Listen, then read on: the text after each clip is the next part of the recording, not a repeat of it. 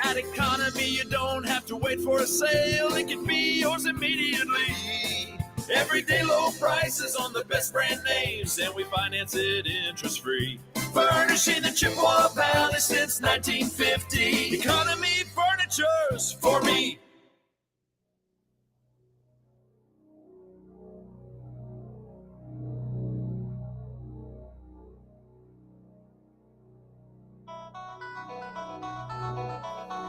Welcome to the Dan Kasper Show. Yes, sir. Yes, sir. It's the show that features serious, thought-provoking sports talk and insightful sports commentary. You knew it. In other words, it's the show where they all talk a crap load about sports. Let's go for it. Now let's introduce your host, a man who lives and breathes and has a passion for sports. A man who breaks everything down in the sports world and gives you everything you need to know. Plus a bunch of stuff you probably don't need, but you'll still enjoy it. You can't handle the truth. Here is your host, Dan Kasper. Prime time. Prime time.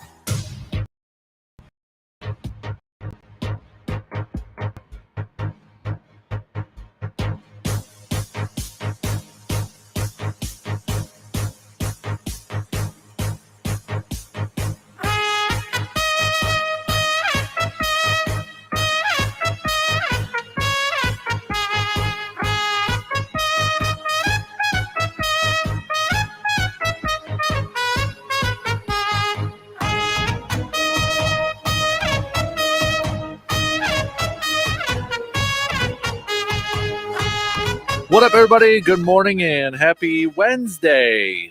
DK Show on the air. Appreciate you tuning in wherever, however you may be tuning in from on this June 28th. Whether it's online, on the radio dials, on the video stream, on your apps, wherever. Appreciate you making us a part of your start on this Wednesday morning. What do we got on the good old game plan here this morning? Well, hey, Brewers kind of jinxed it last night. Exactly what we were talking about yesterday, what we didn't want to happen is exactly what happened. Julio Teheran had hopefully just his one or just a few hiccup games last night after having a terrific start to his Brewers tenure. Had his worst performance as a Brewers pitcher last night, and then as we were talking about which version were we going to get? Were we going to get with excuse me, with Peterson on the mound for the Mets, getting from AAA, who was struggling to begin the part of the season, was allowing quite a bit of runs, was 1-6. But he's a left-handed pitcher, so which one was going to show up? And, well, the Brewers' struggles against left-handed pitching is what showed up last night. Peterson going 6 innings, 5 hits, no earned runs whatsoever in his first start since being recalled from AAA after being sent down there back in May. Brewers losing 7-2. Not scoring any runs until that 8th inning last night. It was yuck. Julio Teheran suffering his third loss, getting charged for his third loss of the season, and didn't have the stuff last night. Not even close. Giving up a few home runs as well. Jumped up his ERA to a 2.85, going 5 2/3, 7 hits, 7 earned runs.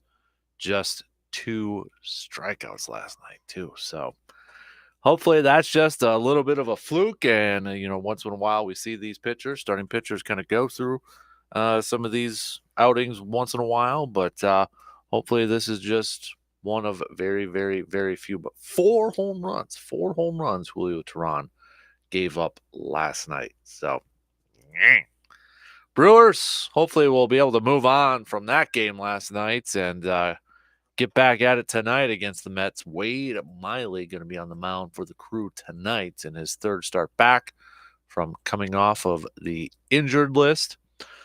Could he pick up his 6th win of the season? He's 5-2 with a 2.91 ERA. Ever since coming back from that injured list as well, he's been 2-0. hasn't given up an earned run in his last 2 starts. So come on, knock on wood. We're probably jinxing it again for crying out loud, but would love to have a dominant Wade Miley performance tonight, kind of like what he's been doing in his last 2 starts since coming back from the injured list. Remember, going back to the 17th against Pittsburgh, went 5 innings, 2 hits, 0 earned runs, 4 strikeouts. 23rd against Cleveland, picked up the win, 6 innings, 3 hits, no earned runs, 3 strikeouts, no walks. Are we going to get a vintage Wade Miley performance last night? Or are we going to get tonight? Tonight, hopefully. We'll recap the game from last night and preview the game coming up tonight here in just a little bit. But with the loss last night, the Reds take care of business. Reds back in first place in the NL Central by just a half a game. Final game today between the Reds and the Orioles. Brewers still got 2 more going up against the Mets if you're doing a little scoreboard watching in the NL Central. More locally for baseball, the Express picking up a win last night against Thunder Bay and now are tied with Thunder Bay for first place in the Great Plains East Division, although Thunder Bay holds just a slight advantage in terms of win percentage because of the amount of games played and such. So, but the Express can be in sole possession of first place as they take on Thunder Bay tonight in Thunder Bay. They also play Thunder Bay tomorrow, but that division is still tight. You got Duluth and Rochester breathing down their necks, just kind of hanging out there too, just a game or so back. So it's anybody's division at this point, but a big win last night for the Eau Claire Express, 7-0 against Thunder Bay last night. So watch out for the trains. The trains are rolling in, baby. So elsewhere, what else we got on the good old docket here this morning? We'll touch on some more NBA free agency rumors when it comes to the Milwaukee Bucks and maybe across the league too, because it is a Wednesday, which means we're doing a little all around the world, kind of hitting up some other teams and other divisions and such outside the Wisconsin state borders. So with NBA free agency coming up here, what's the latest rumors and rumblings going around?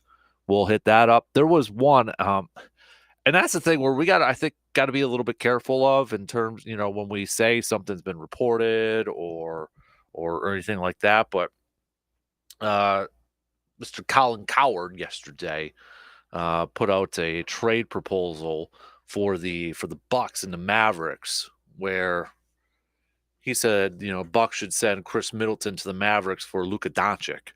Now, it's not being reported, and I think, that's where we got to be careful at sometimes, because there's some already out there saying, hey, did you hear about this trade proposal out there? Did you hear what's being reported? It's not being reported. It's somebody's opinion on what a trade should be. So we got to be a little careful when we come to stuff like that. But I mean, I guess I don't know of too many Bucks fans. I'm sure there'll be a few, but I mean, I don't know why the Dallas Mavericks would make that move, to be honest with you, why they would trade Luka for Chris Middleton, unless they feel like Kyrie's out of town and they want to rebuild and tear down the whole thing and that sort of, I don't know.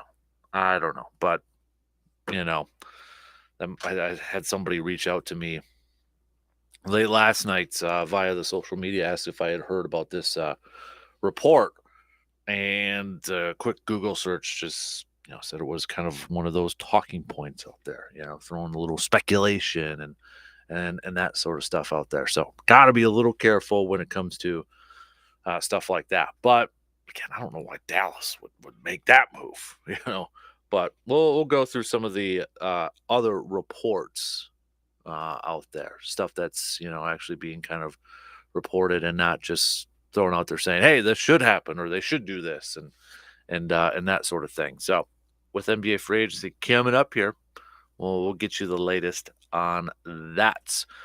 Packers wise, they locked up their first round pick yesterday. Lucas Van Ness officially signing his deal with the Green Bay Packers. So they locked up their first round pick. I don't think anybody was necessarily too nervous at this point. I mean, Remember with the new CBA from a while back, a lot of those rookie deals now, you got the frameworks already in place, that sort of thing. So it's a little bit easier. I mean, there's still other like stuff to negotiate, but long gone are the days of like a first round pick, first overall pick being one of the highest paid players in the league already. I think Sam Bradford was the last player to get a huge deal as a rookie.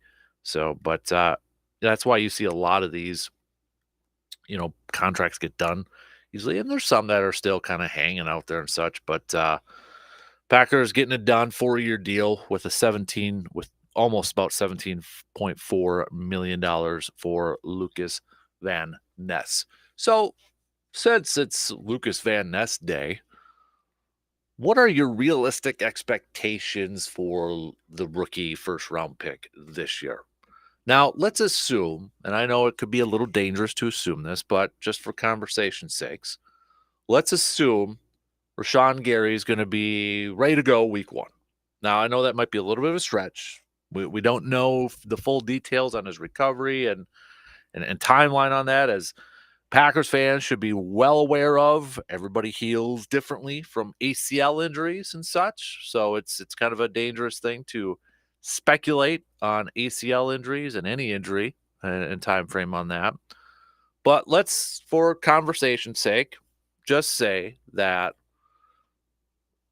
Rashawn Gary is going to be ready week 1. Rashawn Gary, Preston Smith, probably 1, 2 on the depth chart, right? I think that's fair to say. I don't think that's a bold take or anything like that. So, with all that being said, what would be your realistic expectations when it comes to the first round pick from the Packers, Lucas Van Ness? What do you want to see? Is realistic expectation maybe what Rashawn Gary did in his rookie season? Now, if you want to go based off the stats that Rashawn Gary had in his rookie season, he played in all 16 games. He had 2 sacks. He forced 1 fumble, 13 solo tackles, 21 combined. Not a lot, right? He was also playing behind Preston Smith and Zadarius Smith that year. But I think that year kind of showed that, okay, there's some promise here to Rashawn Gary. There's some promise there. We like the arrows trending upward. And snap counts, defense, I mean, he only played 24% of the snap count on defense in his rookie year in 2019. So let's use that maybe as a baseline. All right, as a baseline. So Rashawn Gary, playing behind Zadarius and Preston, played, according to Pro Football Reference, 24% of the snaps as a rookie. 244. Is that your expectation for Lucas Van Ness, or do you think it's got to be more? Do you think it's got to be more? Lucas Van Ness has been compared a lot. He was, at least through the draft process, as a similar type player to Rashawn Gary. Kind of drafted around the same spots, right? Rashawn Gary was 10th overall. Lucas Van Ness, 13th overall. And if you look at Rashawn Gary's, kind of snap counts in his second year, almost played 50% of the snaps, started 4 games. 2021, played in 16 games, started all 16 of them. Defensive snaps, played 68% of them. So, what is your realistic expectation? And then last year, before he got hurt, he was playing up to about 70% of the defensive snaps at that point. So, but let me know. Hit me up on Twitter at DANKASPER, Facebook.com/Kasper Sports. You can also chime in on the Shoe Doctors bullpen line at 715-830-1912. So we'll hit that up. We're going to do a little bit of a stock report. So your stock reports are due as well. Whose stock is rising and whose stock is falling. Okay, whose stock is falling. Think about that for a little bit. We'll hit that up around 8:05 here this morning. But I want you want you all to play along with us. Whose stock is rising? Whose stock is falling? Okay. So we'll get to 8:05, and as I said, we'll do a little around the world, probably around 7:20 or so, and then we'll try to get to a quick edition of Showdown. I know we've kind of been running behind on that, but as our bracket challenge still continues here to define what's the best season in sports and such, we'll where are we at for the years if we're able to get to that today? 97 versus 79. 97 versus 79. All right. So we'll probably get to that coming up here a little bit later on. But let's get things rolling here this morning. Coming up on the leadoff, we'll talk a little baseball. Brewers falling tonight. Wade Miley on the mound for the Crew. Can good old vintage Wade Miley show up again and save the Brewers and get his 6th win of the season? Brewers now a half game behind the Reds in a back-and-forth race. I feel like this is probably going to be the narrative throughout the whole thing, at least through July here, as we've kind of highlighted how many times the Brewers and the Reds face each other. But don't necessarily, I think, at some point, we got to talk about the Cubs, right? I mean, you got to look at the standings here and look at this, and the Cubs are just 3.5 back. I almost feel like we're kind of overlooking the Cubs here a little bit. I mean, they're 37-40, but with this NL Central, should we be overlooking anybody? We've been kind of focused on St. Louis, who's dead last, 8 games behind, but we're still like, hey, don't count them out. Don't count out the Cardinals. And I don't know if too many Brewers fans who are counting out the Cardinals. Maybe some Cardinals fans are counting their team out, but you got the Cubs who are just like patiently sitting there in 3rd and just 3.5 back. I know they lost last night to Philly, but I feel like they're just kind of like waiting for attack mode. And when you're looking at the schedule after the Brewers, are done with this road trip here, depending on how everything looks, Brewers have 4 games against the Cubs next week, all in Milwaukee. Worst case scenario, I mean, if everything kind of stays this way, there's a chance that the Cubs can make up some pretty good ground on the NL Central right before the All-Star break.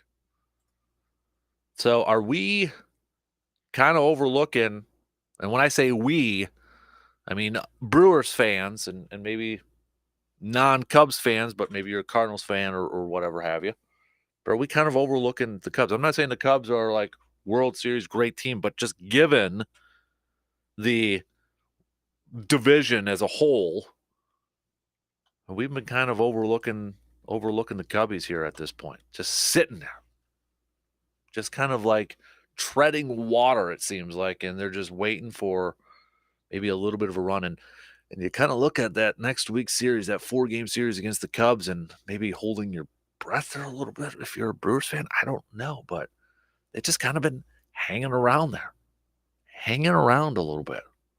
And I know we got a lot of Cubs fans in the area. And if you look at what they've been doing in the last 10 games, 7-3 in their last 10. They are the only team, the Cubs, the only team in the NL Central right now who have a positive run differential. The only team. Not Cincinnati. They're -20. It's definitely not the Brewers. They're -25. Pittsburgh is a -39. Last place, Cardinals have the second best run differential in the division, and they're a -14. But you got the Cubs +28. +28. And you look at, you know what? I'm going to save this nugget. Records against teams who are 500 and better. I'll save that because let's get things rolling here this morning. Coming up on the leadoff, we'll talk some Brewers. We'll talk a little NL Central here too. And look at this division. I mean, before we get to the All-Star break, who's going to be in first place in the NL Central, do you think? Text me your picks. Got a take on today's topics but can't call in? Then hit us up on Facebook, Twitter, or the text line and let your fingers do the talking.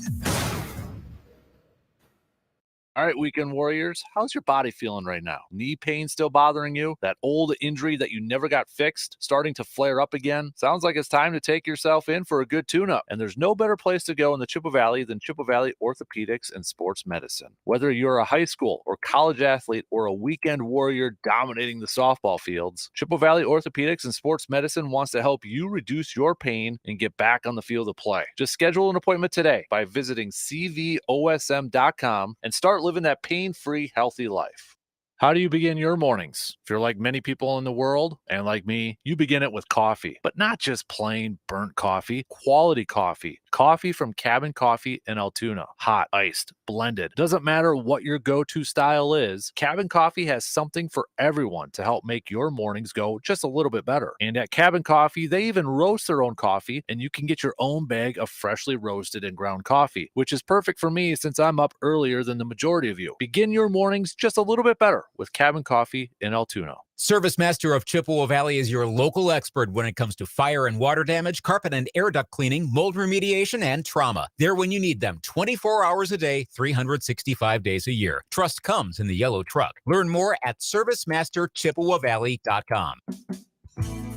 The Shoe Doctor is known for quality footwear. Remember, the Shoe Doctor can keep your feet comfortable during all the different outdoor weather and activities here in the Chippewa Valley. Work boots, casual shoes, sandals, and more from brands you trust like Keen, Merrill, Chaco, and Dansko, and that's just to name a few. Located on Claremont Avenue in Eau Claire, you can also visit them online at ShoeDoctorFootwear.com. The Shoe Doctor, quality footwear for work, sport, and fun. Economy Furniture in Chippewa Falls is something that you gotta see. The biggest selection for miles around, 2 jam-packed floors of quality. At Economy, you don't have to wait for a sale. It can be yours immediately. Everyday low prices on the best brand names, and we finance it interest-free. Furnishing the Chippewa Valley since 1950. Economy Furniture's for me. Yeah, there's a whole lot of insane out there. In roller derby, it's not a game, it's a bout. And each jam is filled with insane drive blocks and rushing soul crushes that rip shivers through your toe stops. Pace line, pivot line, jam a grand slam, whip a scoring pass, or you're down with rink rash. Yeah, there's a whole lot of insane out there. And every Wisconsin roller derby girl knows to be insanely good on the flat track, you can't be insanely drunk. And if you can't be drunk on those wheels, you'd be super insane to roll drunk on your car's wheels. So take it from Wisconsin's best jammers, blockers, and pivots. When it comes to driving, drive sober on the road, no matter how many wheels you roll. Because you can't let the pack with an OWI riding your back. So ladies and guys, drive sober or get pulled over. And let's reduce fatalities on Wisconsin roadways. Download the free Drive Sober app with a Find a Ride feature, awesome videos, and more at witrafficsafety.org. Sponsored by the Wisconsin Department of Transportation. Hi, this is Josh Smith from Union Trailer and Power Equipment. Looking to upgrade your mower this year? Now is the time to upgrade, as we have a large selection of Aaron's and Graylee's zero-turn mowers in stock with some great sale prices along with 0% for 48 months or large cash discount. Get into a new Aaron's zero-turn mower for as little as $92 a month with no money down. Don't forget about our free delivery within 20 miles. Mahindra's official tractor of Tough. Get great deals on all Mahindra tractors, including 0% interest on select models, or save thousands with cash rebates. Get into a new Mahindra E-Max 20 with loader today with no money down for as little as $185 a month. Mahindra, the official tractor of Tough. Hurry into Union Trailer and Power Equipment for heavy-duty savings. Stop into Union Trailer and Power Equipment today, located right in the Chippewa Valley off Highway 53 at the Melvey Street exit, or visit us online at uniontrailer.com. Quality products, expert service, Union Trailer Sales. This is Scott Pasak, owner of Kofak Chevrolet. We have a fantastic selection of vehicles in stock, and if you don't see what you're looking for, we will find it for you. We strive to provide an excellent customer experience, so stop in and see what makes Kofak Chevrolet different. Visit both of our lots in downtown Colfax, and for a buying experience completely online, visit KofakChev.com. It's always a fantastic day at Kofak Chevrolet. He's smart, informed, entertaining, and he knows his sports. In other words, he's the kind of guy I'd like to settle down with in a small, cozy cabin in the woods. That is, if he was a woman with a case of cold ones. The Dan Kasper Show, weekday mornings from 6 to 9.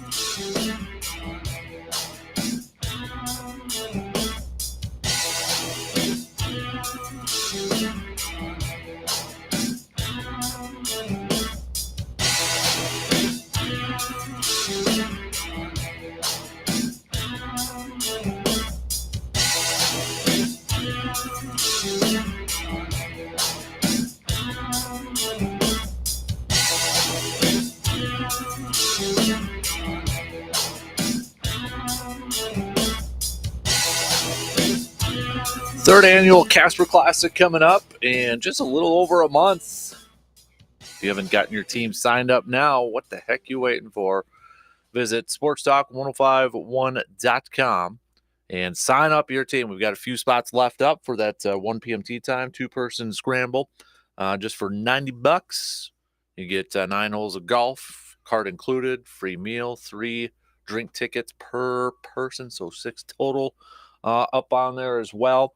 So if you, and all proceeds going to Backyard Dreams. So what the heck you waiting for? One of the best events of all the summer. Get your two-person team in now. And I might have to say, I don't know if anybody has, any of you listening right now have Twitter or not, but I retweeted this. Boston with the Boys, that podcast with former NFL player Will Compton and such, and Taylor Lewan is on there. But their own beer Olympics yesterday, and you had some current, NFL players and former ones participating, including David Bakhtiari and rookie tight end Tyler Kraft.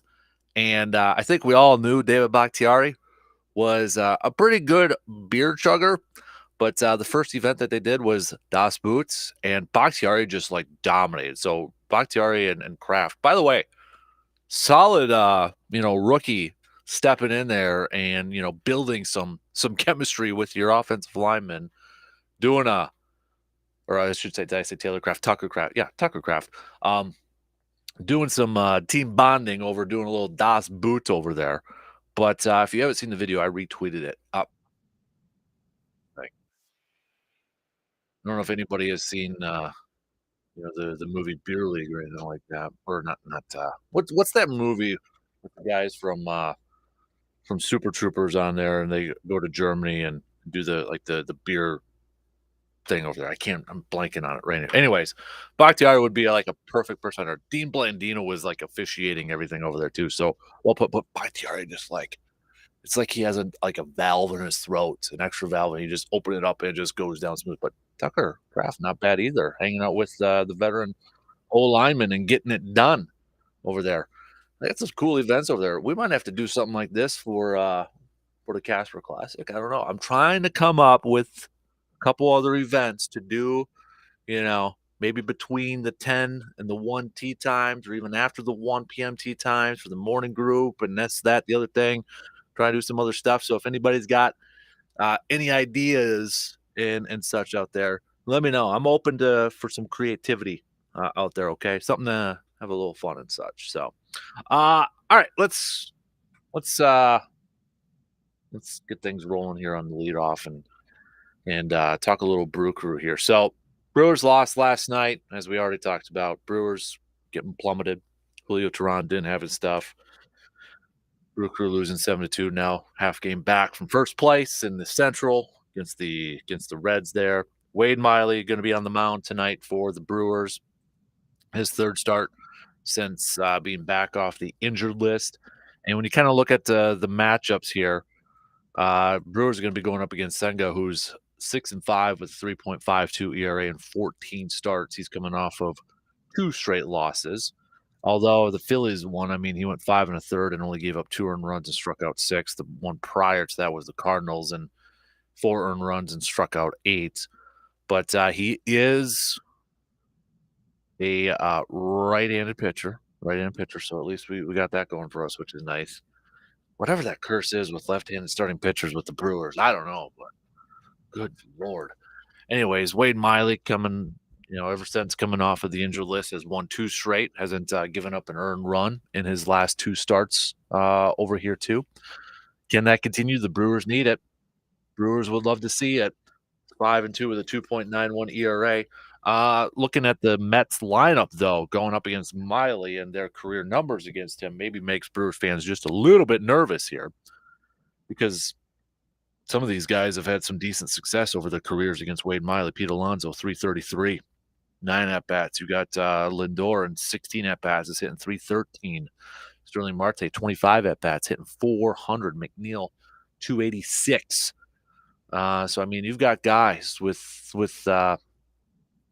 few games worth of at-bats going up against Wade Miley throughout their careers, and they've put up some good numbers. Vogelbach, though, former teammate, 10 at-bats, just hitting 100. Vogelbach did hit a home run last night against his former team over there. So, but on the flip side, Brewers offense, nobody's got any experience going up against Senga. So that pitch tonight, first pitch, 6:10 our time. 6:10 our time. So you can catch that on 105.1 FM and 790 AM as usual.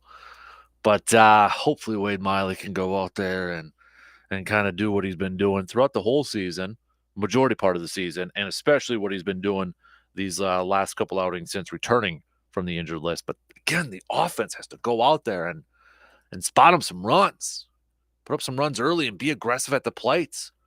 Give him something to work with for Cry-Eye. But right before we headed to break, we were kind of looking at the NL Central here and just kind of, casually treading the waters and maybe waiting for an opportunity to strike here a little bit. You look at the NL Central standings and you still got the Cubs just sitting there 3.5 back. I mean, Brewers fans, have we been kind of overlooking the Cubbies here a little bit? And you've got 4 games against the Cubs coming up next week, starting Monday, 4th of July week. And then you got the Reds right after that before the All-Star break. Have we been kind of overlooking the Cubs just a little bit? I mean, they're 3rd right now in the division. They're 3.5 back. They're the only team with a positive run differential at a plus 28. They're 7-3 in their last 10 games, although they've lost their last 2. I mean, things could look a little bit different here if they would have picked up a couple of those wins here. But have we been guilty of kind of overlooking them a little bit? We've been kind of just paying attention to the Cardinals, who are still in last place and still 8 games out of first place, 7.5 back from the Brewers. But you got the Cubs just kind of, hanging around. Pittsburgh's dropped down to 4th in the division. They've been 2-8 in their last 10 games. They've got the worst run differential in the division. I'm guilty of it, I think. I mean, the Cubs have just they've been a team that has been right in the middle throughout this whole part of the season. As we're approaching the first half of the season, they've just kind of been right in the middle here. We've had the mixture of Milwaukee, Pittsburgh, Cincinnati in first place, back and forth here. Milwaukee's always, kind of been consistent in between, first and second place. You've had Pittsburgh, with their run. Cincinnati's up there right now. Cardinals have been consistently towards the bottom. We've been paying attention to them, just like still worried about the Red or the Cardinals at the bottom of the division. And yet you got the Cubs just kind of sitting there in 3rd place. Maybe waiting for that perfect moment to make that strike, to go at it. I mean, who do you think will be, if I asked you right now for a bold prediction on June 28th, right before the All-Star break, so the final game, July 9th, who will be in first place in the NL Central before the All-Star break? Is it going to be Cincinnati still? Is it going to be Milwaukee? Or do you think it could be the Cubs? which team do you think has that best, or no, I shouldn't say best shot, but if I asked you to make a bold prediction, who's going to be in first place? You want to know the schedule for some of these teams coming up here? Well, we know the Brewers already, right? They're in the middle of this 4-game set against the Mets. They've got a series against Pittsburgh on the road. Then they return home with 4 against the Cubs and then 3 against Cincinnati. That's the Brewers schedule here. Cubbies, they've got 2 more against Philly. They lost last night. Then they got the Guardians starting that series on Friday. Then we know the Brewers, and then it's Cubbies versus Yankees right before the All-Star break. That's in New York.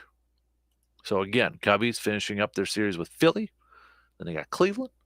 That's in Wrigley. And then Brewers and Yankees. Cincinnati, if you want to look at their schedule coming up here right now. So they are going up against Baltimore. They're in this series against Baltimore right now. So far, it's split. They lost the other night, won last night. Then after that, it's the Padres. So last game against Baltimore is today. Then they've got the Padres. That's in Cincinnati, starting on Friday for their weekend series. Then Cincinnati's got 4 games on the road against the Nationals before they head to Milwaukee for that series right before the All-Star break. How do you think? Okay, I'll add another little bit more to this. Top 3 in the NL Central by the All-Star break. Top 3. Bold prediction. I think I'm going to go Cincinnati in first place in the NL Central right before the All-Star break. I'll go for second. I'll go Brewers, but I think the Cubs make up some ground. So I think it's like Cincinnati, the Brewers are a game back, and like the Cubs are like 2 games back from the division for the lead. So it's like Cincinnati, Brewers 1 back from Cincinnati, Cubs 1 back from the Brewers for second place, but 2 back from Cincinnati for first place. If I had to make a prediction right now at this moment in time on June 28th on how the NL Central is going to look when we get to that All-Star break starting on July 10th, I think it'll be Reds, Brewers, Cubs, but all 3 like within 2 games of each other. It's going to be tight. It's going to be tight. Am I kind of counting out Pittsburgh right now after just a couple of weeks ago they were in first place? Yeah. I mean, they're 5 back right now. They won last night against the Padres. So I guess, don't necessarily overlook the Pirates. They're still 5 games out of it, and they could seriously make up some ground with this Brewers series coming up here if they wanted to. But right after that, they got the Dodgers and the Diamondbacks all on the road before the All-Star break. So I think they're going to stay in that 4th spot within the division. That's my take. That's my prediction. Yours? Let me know, okay? Hit me up. 715-830-1912. What do you think the NL Central will look like right before the All-Star break? Your top 3 teams. Is it going to stay the way it is right now? So essentially I've got mine. It stays the way it is right now, but it's closer. That gap has closed a little bit here, and the Cubs are approaching. They're getting close.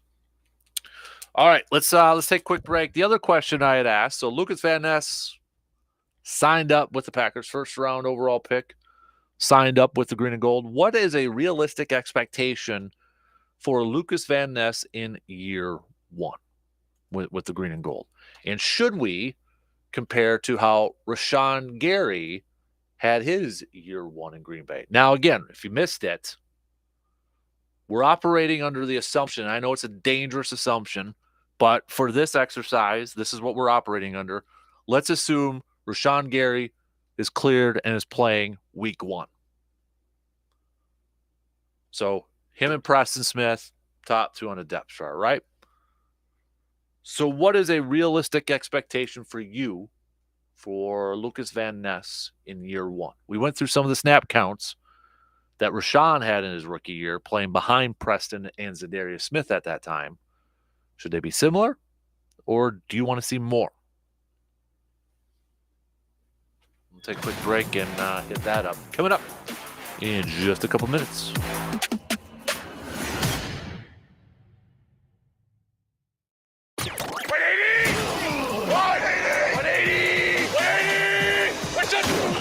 The Dan Kasper Show will be right back.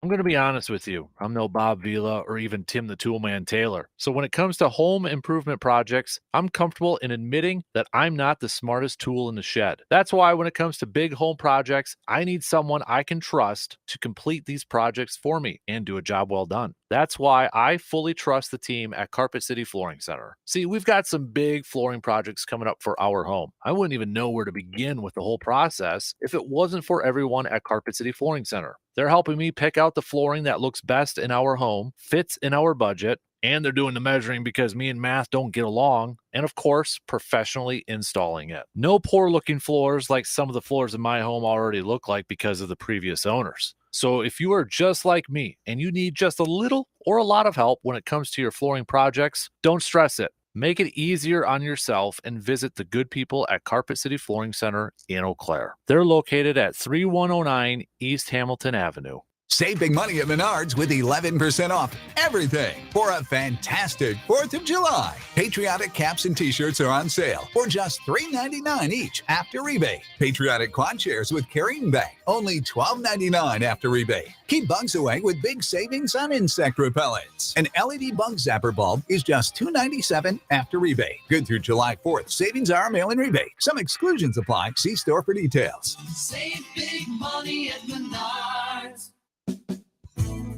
The Shoe Doctor is known for quality footwear. Remember, the Shoe Doctor can keep your feet comfortable during all the different outdoor weather and activities here in the Chippewa Valley. Work boots, casual shoes, sandals, and more from brands you trust like Keen, Merrill, Chaco, and Dansko, and that's just to name a few. Located on Claremont Avenue in Eau Claire, you can also visit them online at ShoeDoctorFootwear.com. The Shoe Doctor, quality footwear for work, sport, and fun.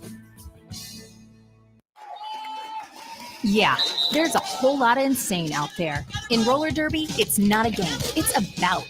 And each jam is filled with insane drive blocks and rushing soul crushes that rip shivers through your toe stops. Pace line, pivot line, jam a grand slam, whip a scoring pass, or you're down with rink rash. Yeah, there's a whole lot of insane out there. And every Wisconsin roller derby girl knows to be insanely good on the flat track, you can't be insanely drunk.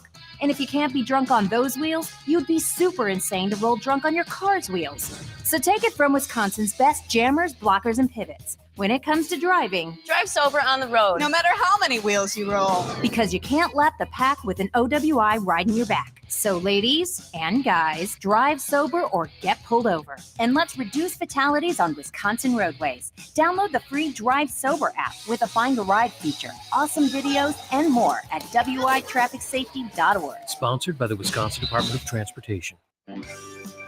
This is Scott Pasek, owner of Kofak Chevrolet. We have a fantastic selection of vehicles in stock, and if you don't see what you're looking for, we will find it for you. We strive to provide an excellent customer experience, so stop in and see what makes Kofak Chevrolet different.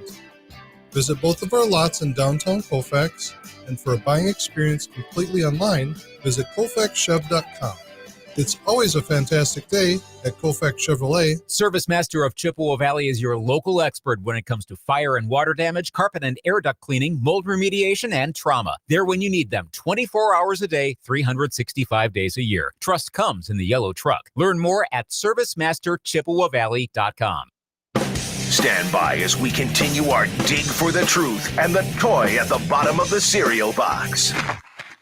Oh, got it. The Dan Kasper Show.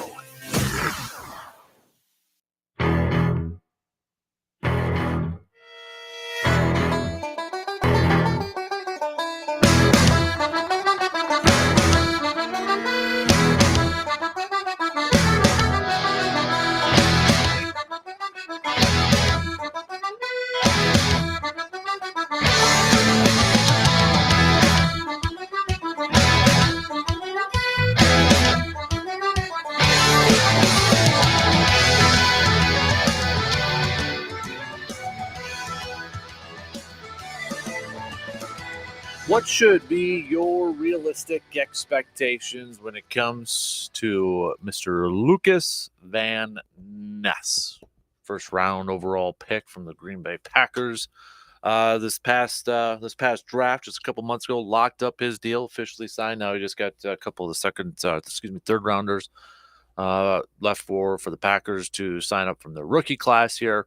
But now the question will be, how much are we going to see Lucas Van Ness on the field when the regular season starts in September? We're operating under the assumption that Rashawn Gary is going to be ready to go week 1, which isn't a foregone conclusion. Anybody who thinks otherwise, we don't know. Okay, that's the answer. We don't know. But we're operating under this assumption that he will be ready for this particular exercise. So what should be the expectation for Lucas Van Ness this year? Lucas Van Ness, a player comp from him coming out of college or going through the draft process was Rashawn Gary. Was a lot of similarities to Rashawn Gary. And that's not to say that he will kind of be introduced to the league the same way that Rashawn Gary did. But kind of coming into similar situations. Rashawn Gary came into the league when he was drafted by the Packers. Packers had just gotten Zadarius Smith and Preston Smith. So, playing time is like, where's that going to come from? In his rookie year, he played in all 16 games. But snap-wise, 28% of the snaps? 24% of the snaps he played on defense in his first season. And obviously, it increased more to where he became a starter back in 2021. Essentially a starter in 2021 because, Zadarius Smith missed a lot of that season too with an injury. Came into last year as a starter and then tore his ACL. His second year in the league, played 48% of the defensive snaps over there too. Started 4 games, played in 15 total games. I want to see the kid play. I want to see the guy play. I think, especially with defense, this Packers defense really, really going to have to be stepping up to the plate this year if this team has aspirations, goals to making the playoffs. It's got to come. It's got to start by the defensive play. I want to see the kid play. If he's one of the top players on defense, get him out on the field. Let him make some plays. Put him into that rotation. Heck, come up with ways like we saw with Zadarius and Preston and Rashawn Gary for those 3 to be on the field at the same time. Zadarius was always the guy blitzing up the middle, right? Remember Zadarius, 55, lining up over the center, making plays that way? Come up with plays to get your best pass rushers on the field. And especially when it comes to obvious passing situations, 3rd and 12 for crying out loud or something like that. Yeah, I know sometimes teams might run a little bit of a draw play or something like that, or 3rd and 7, whatever it may be. I want to see the kid play. And if he's one of the best players, kind of taken away from the Matt LaFleur offensive line philosophy, the 5 best will play, the 5 best offensive linemen will be out there. If Lucas Van Ness is one of your top 3 pass rushers, regardless if the guy is a rookie, if the man is a rookie, I want to see him a part of the rotation. I want to see him on that field. I want to see him making some plays. He's a first-round pick, for crying out loud. I want to see more of him than what we saw of Wyatt last year. Devontae Wyatt, first-round pick, back end of the first round. But still, I want to see him on the field more than what we saw. I want to see Van Ness on the field more than what we saw Wyatt last year. Find ways to get your guys, to get your best players on the field. And I know Joe Barry and the Packers, they like to sub in and rotate their pass rushers quite a bit to keep guys healthy. And I'm all about that. I'm 100% all about that. I want depth in my front 7 so you can do that. That's where I feel like the best defenses across the league have that depth on the front 7, the defensive linemen, the edge rushers, those outside linebackers. One series you could sub in those guys. The other series you go back. You're keeping guys fresh out there. I'm all about that. But I also I want to see the kid play. I don't want him to kind of hold his hand and like work his way in there and just like get acclimated to, the pro game and that sort of thing. Get him out there. If the guy is ready to go out there, get him out there. Let him make some plays, for crying out loud, okay? Just throwing in another, I guess, comparison here. Clay Matthews, okay? Clay Matthews, kind of similar in Lucas Van Ness where, I know the negative for some people for Lucas Van Ness. Well, he didn't start in college. Clay Matthews, kind of a similar one. Clay Matthews, looking at, some of his numbers from his rookie year in 2009. Remember, initially, he didn't start the season. He wasn't initially a starter the first couple games, but he ended up starting 13 games in his rookie year and ended up having 10 sacks. 10 sacks in his rookie year after not initially being a, quote, starter, right? And unfortunately, Pro Football Reference doesn't have the snap counts going back to 2009. It looks like they just started looking at them in 2012. But nonetheless, 10 sacks and started 13 of those games. I think what probably Clay's like one of his first big plays of his rookie year was probably stripping the ball out of Adrian Peterson's hands when it was the first Favre versus Packers matchup. Remember that? Was that week 4 of the season or somewhere around there over there at the Metrodome? But obviously Clay Matthews proved that he could play, even though he wasn't a starter in college. And he made plays his rookie year. So if Lucas Van Ness has shown that he can make some plays early on, give him an opportunity to showcase that he can make some plays. And if he is, put him out there. I don't care if he's a rookie. If he's one of your best players, especially on the defensive side, get him out there.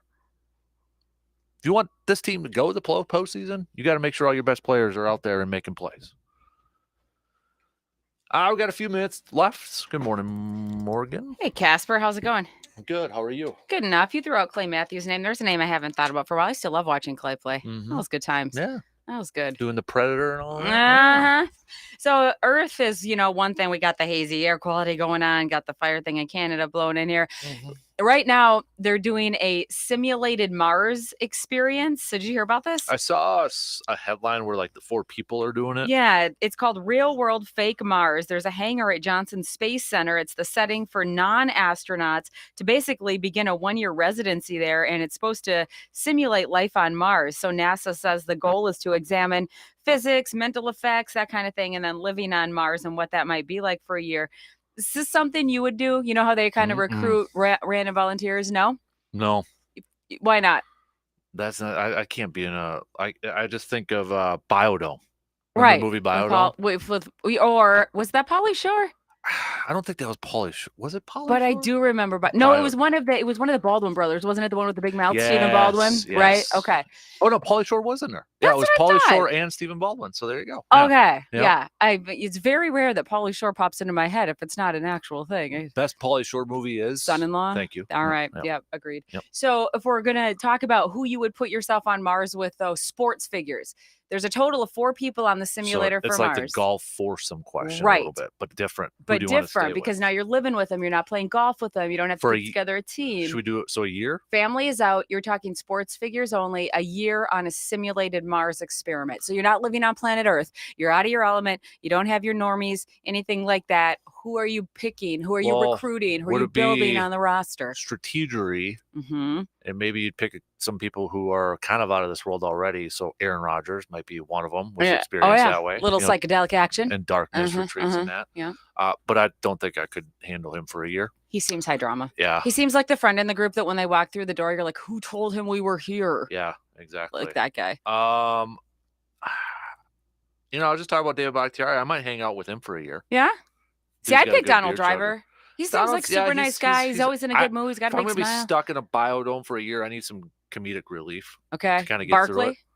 Oh, that would be a good one. That'd be a good one. He's pretty funny. That would be a good one. Or Shaq. Yeah? Shaq would be a good one. Well, he'd hog a lot of the stuff. So, big man. Yeah. Well, you have Space Jam, so he's familiar with the environment already there, right? I might go Giannis. Good call. Giannis, Bakhtiari. Okay. And who gets the final one? Who's the wild card here? Aaron Jones. Yeah, you're Aaron Jones going. got a You good can pull in personality. some Packers. Yep. And I like that. That Yeah. seems like a good, solid crew to hang with Yeah. on another planet. I'm good with that one. All right. Well, here on Earth, it is Wednesday, which means we have to at least pull one of these wild cards from the deck here and have a Kasper chime in. Not on Mars, but here. Oh, ironically, who is your favorite coach of all time? And Lombardi's out. Or like personal coach or like. Let's go personal coach. All right. What's your own personal favorite coach from all of your Medford experiences? Coach V. Shout out if you're listening, Coach V. So is that your nickname for your wife? Because it would also work. I guess that would actually. Yeah, I think you might want to change your answer, buddy. Vara. Vara. So yeah. All right. Yep. And just a chance to say, hey, thanks to all the coaches. I know we put a lot of time in on the bleachers with Siggy on the softball field, and her coaches and all the coaches for all the teams. It's not an easy gig. And I think a lot of people forget to say thank you and appreciate the coaches that are out there hustling and telling the kids that, no, you cannot run to base right now. Stay. Or stop playing in the dirt. Yeah, that's a good one too. Why are you building a sandcastle and at don't second? have your back turned to the batter when you're playing pitcher and you're playing in the stand. See, it's a hard gig. Yeah. It's a hard gig. All right. Thanks, Morgs. Hey, my pleasure. We got 1 hour in, 2 more to go. We'll be back after these quick news updates. WAYY Eau Claire, W286CK Eau Claire, Sports Talk 105.1 and 790 AM. From the 715 newsroom, it's Morgan McCarthy with your news on Sports Talk 105.1. Good morning. With your headlines today, we begin in the Shell Lake area. A deputy recovering 2 others on leave after a chase and an officer-involved shooting in Washburn County that started over the weekend with a traffic stop. And that's when deputies say the suspect sped away, drove to a campground, and tried to hide. He got away because the deputy's car reportedly malfunctioned and hit some trees, but the deputy had to be cut out of the car and taken to the hospital. And early to start the week, deputies were back searching for the suspect. That's when the sheriff says he drove at deputies who then shot out his tires. The man arrested a short time later. The 2 deputies who fired at the car on leave is a protocol in that officer-involved shooting. In other headlines, we get a little bit closer to our area and see that the city of Eau Claire is giving Target some of its tax money back. City Council last night approved a $25,000 settlement with the company as Target had complained that its tax bill was too high. The $25,000 is just a portion of the $250,000 in taxes that Target pays the city each year. City Attorney Steve Nick saying the settlement amounts to a 2% tax cut for Target. Continuing around the meeting table, as they were busy last night, now a new project moves ahead, Dewey Street Bridge replacement. There was a vote to replace that century-old bridge rather than renovate it. The new bridge has a price tag of about $14 million, Eau Claire having to pay about $4 million of that. The Dewey Street Bridge not going anywhere, though, anytime soon, as city engineers say they're looking at least probably 2026 before work would start on a new bridge. Well, if you're outside, either on that jog, the dog walk, or crossing the bridges, just a heads up, air quality is still a thing. And in fact, that is expected to continue for at least a few more days. The Department of Natural Resources extended the advisory currently in place until Thursday. Fire specialist Ron Schneider says right now it's just very hard for Canadian fire crews to get to and extinguish those fires that are causing the smoke here. It is a above average year and an early year for forest fires in Canada.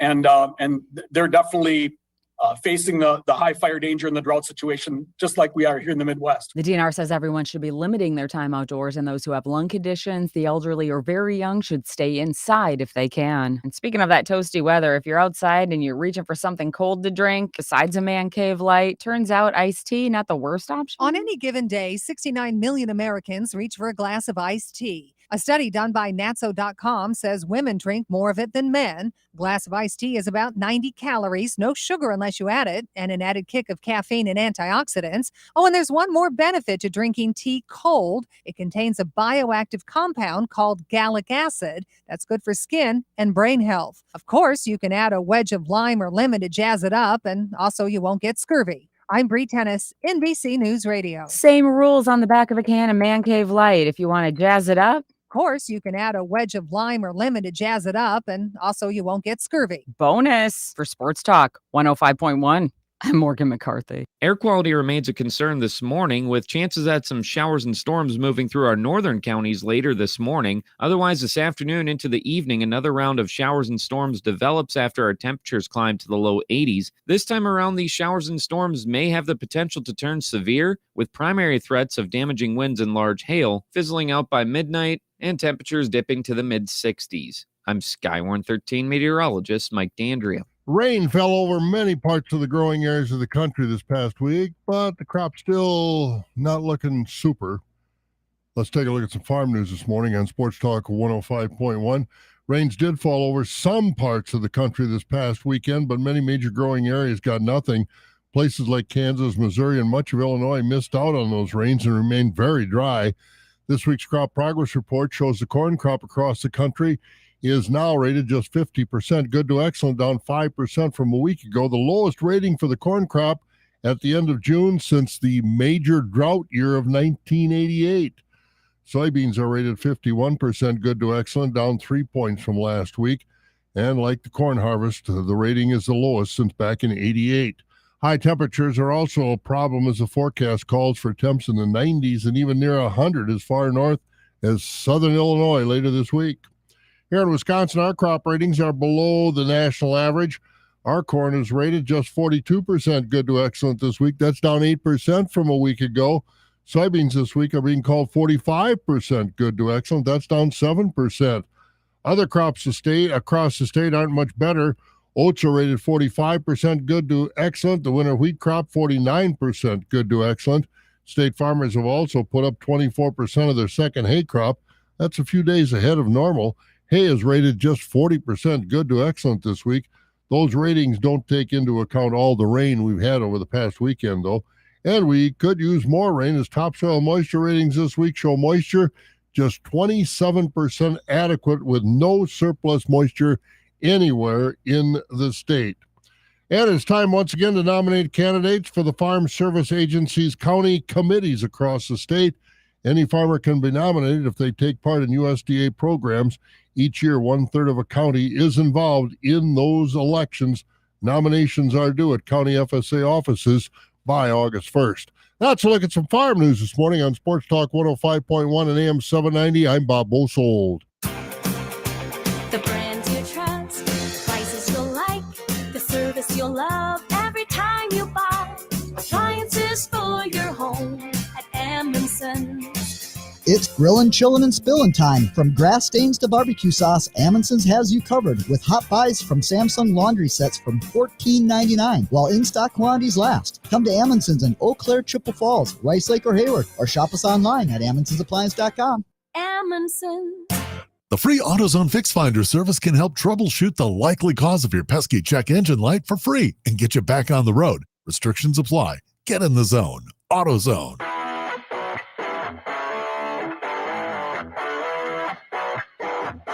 Crank it up.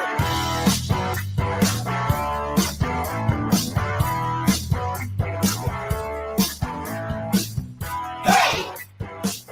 Are you ready to take?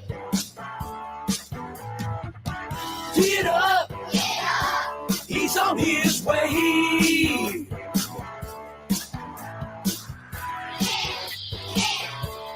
He's our man!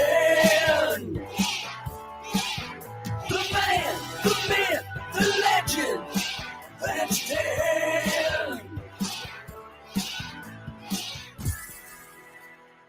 And now, the Dan Kasper Show. Here we go. Second hour kicking off on this Wednesday morning of June 28th. Appreciate you all tuning in, however, wherever you may be tuning in from. Coming up this hour, we'll take a trip around the sports world here, kind of take a look at some other divisions. Shohei Ohtani just lighting it up again last night. We'll tell you what he did in our trip around the sports world. We've got stock reports that are going to be due by 8:05, so send those puppies on in whose stock is rising and whose stock is falling.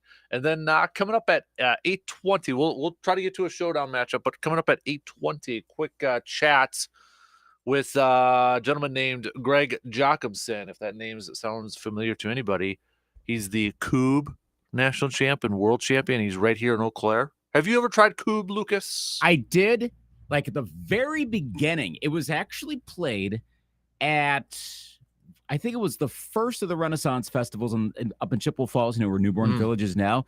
And the first iteration, I seem to recall around like 2000, Be like somewhere 2000. between 6, 7, 8, somewhere in Okay. there. And they were playing Coob up there. Okay. And that's where I first learned about it. And I played it a little bit. We just kind of did that just for fun. And it kind of seemed to match with the whole idea of Renaissance stuff. So let's throw pieces of wood. This is kind of, and right about then, it started to take off. Mm-hmm. So, and it's been a long time. But yeah, I've done it. Okay. I've never done it before. There's definitely skill involved with it. That whole like aiming, it's not that easy. So it was because I was doing some research on this, but there's a Wikipedia section on Coob, obviously, and it says on December 13th, 2011, Eau Claire, Wisconsin declared itself to be the Coob capital of North America, and the city has hosted the U.S. National Championship since 2007. And is home to the, is this still going on, Coob Nation magazine? I'd not heard of that. I don't know. This is, again, according to Wikipedia. So Wow. I don't know. But I guess I could Google Coob Nation Yeah. and see if that's still a thing here. Let me just. It's like an online only thing now. It could be. Like paper subscriptions. Maybe. Could be on there. So, but I've never done it. So I've never partaken. Yeah, in the not. event. It's really. I mean, unless it's evolved from what we were doing at the Ren Fair, it's fairly easy to get involved with. But like I said, there's also a good amount of skill involved with it as well. Yeah, I mean, you could probably set up a Coob tournament, honestly, out in the parking lot, probably. Would you be able to teach me how to do it, or I probably could. Again, Okay. if it's how I was taught, I probably could. I would probably defer to a proper Coob player because again, there might be a different level of that. I might have gotten like a telephone version of it, but I probably could. Mm-hmm. Yeah. So, all right. So yeah, I've never done that, but we'll check in with the world champion later today or Wow. later this morning. That's pretty cool. Yeah, definitely. Let's do some stock reports. Or not stock reports, sports facts of the day. See, I'm already getting mixed up here. Sports nuggets of the day brought to you by Ansay Associates. 1997, Mike Tyson was disqualified for biting Evander Holyfield's ear after 3 rounds of their WBA heavyweight title fight in Las Vegas. Do you remember that, Lucas? Yes, I remember that morning. Mhm. I was doing a paper route, and I remember the lead up to that fight. There was a Johnny Mathis promo that aired a ton. Chances are, and they were showing footage of those two, and he's standing in front as like a green screen sort of thing, promoting the pay-per-view. And that was on all the time in June of '97. And then that was it Saturday or Sunday morning. I can't remember exactly which one. So I'm filling in on a paper route. It was in like downtown Eau Claire, like kind of near Luther Hospital, then points east and south. So it was like a big paper route that I had to do for like a week. And I just discovered sports talk radio that summer because it was just sports talk radio was just becoming a thing. So I turn on my Walkman and I'm listening as I'm biking around. I'm like, what the happened? And that's all that's being talked about. Just like, yeah, it's indelible. I can still picture biking around in the mornings. Like, what happened? Yes, it's. Do you remember that? I remember it, and this was. So bear with me here a little bit, but this was like, so this was '97. We got like free HBO. I remember as a kid, middle school, like we got HBO as part of our great cable package in good old Medford, Wisconsin. And I remember it's like seeing it on the TV, not live, because I think I was probably sleeping at that point. I was a little guy, Yeah.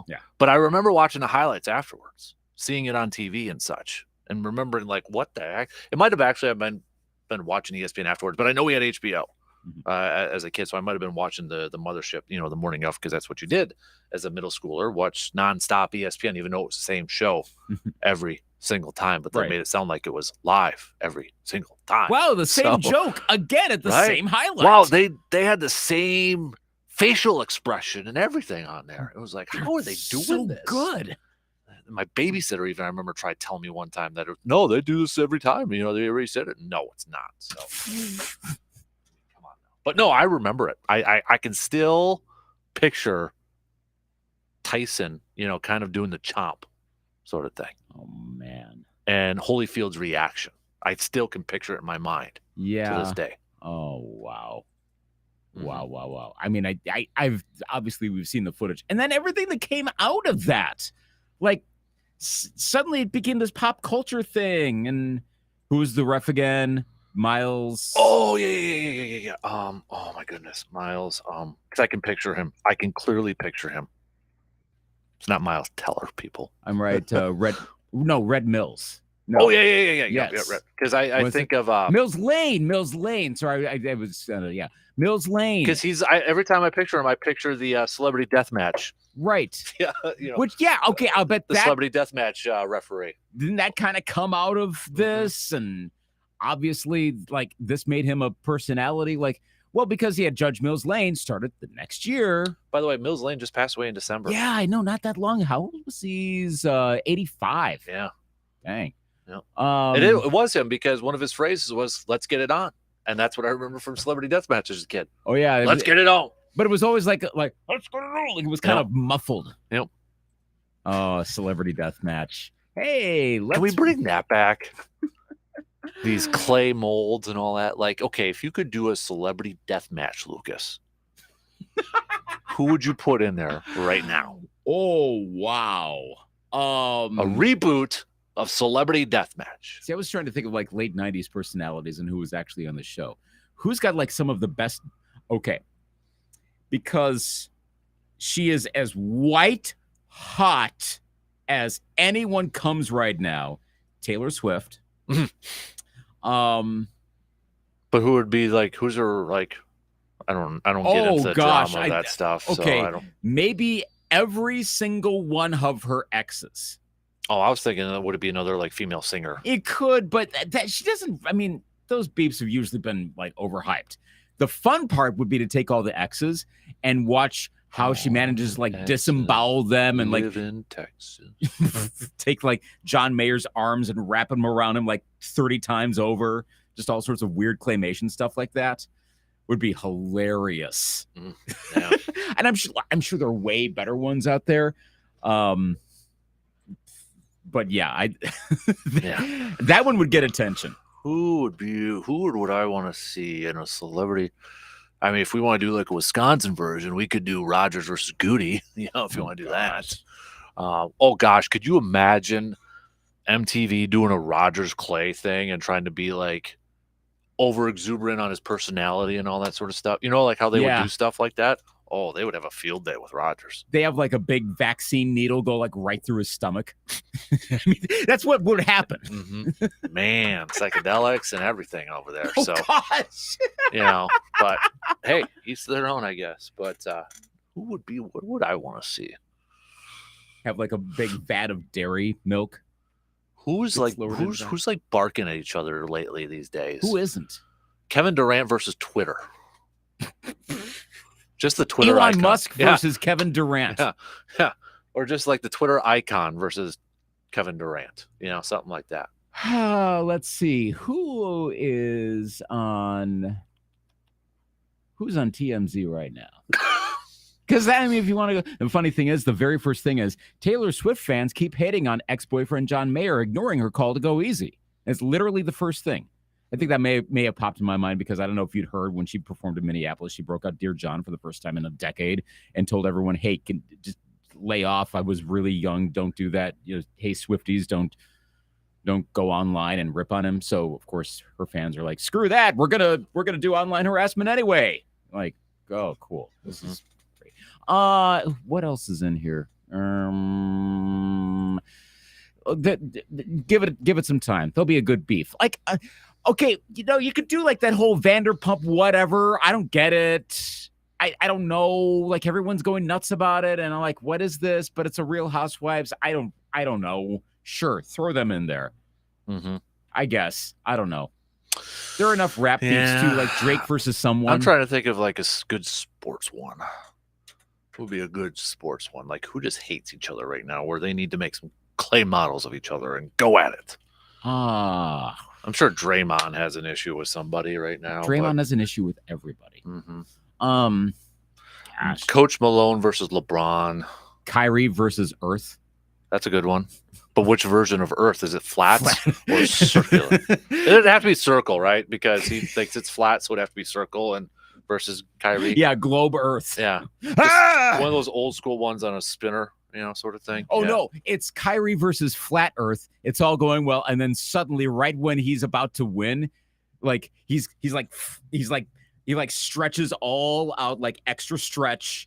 And he's got flat Earth pinned down, and then flat Earth suddenly inflates to globe Earth, which stretches Kyrie out, and Kyrie explodes. Yeah. Anyone tuning in writes it out. I was like, "What are you talking about?" Celebrity Deathmatch. Yeah, when was the last time? Because It was really disgusting, like funny disgusting, but it was very disgusting. Let's get it on. So, in a different way. All right. So there you go. There's your celebrity deathmatch. That's pretty much the only sports nugget I had, by the way, was how that evolved into Evander Holyfield. I'm sure they did an Evander Holyfield versus Mike Tyson celebrity deathmatch, right? They had to have. I'm sure they did. They had to have at some point. So, all right. There you have it. Your only spot where you probably are. Now everybody's going to be talking about celebrity deathmatch later on. And today. yes, there was. I confirmed it. Yeah, it's on there. You can watch it. Oh, Tyson and Holyfield? 1999. Who won? Fast forward. Who won? Ooh, I gotta. Okay. You want to do that during the break? Yes. Okay, we'll do that during the break then. So, all right. Should we do? Actually, let's take a break now so we can get to a little around the world. You want to do that? Let's do it. We'll do a little all around the sports world. Ohtani, just doing Ohtani stuff. We might throw in a little odds makers on this thing. Odds that Ohtani actually gets traded before the deadline. You're listening to the Dan Kasper Show.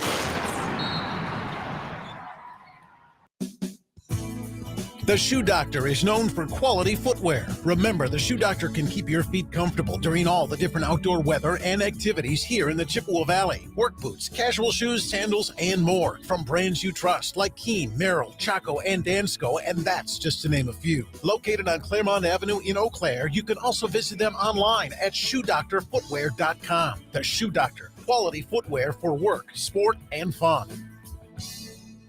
If Culligan isn't treating your home's water, you likely have water problems all around you, like hard-to-clean, chalky residue on your shower, faucets, and bath, stains around your sink drains, spots on your dishes and glassware, plus dull, dried-out hair and skin, and problems you don't see, like scaly buildup in the water heater and pipes. But have no fear. You're in the clear with Culligan Products and Service. For all your residential and commercial water filtration needs, visit CulliganH2O.com for your local Culligan water dealer.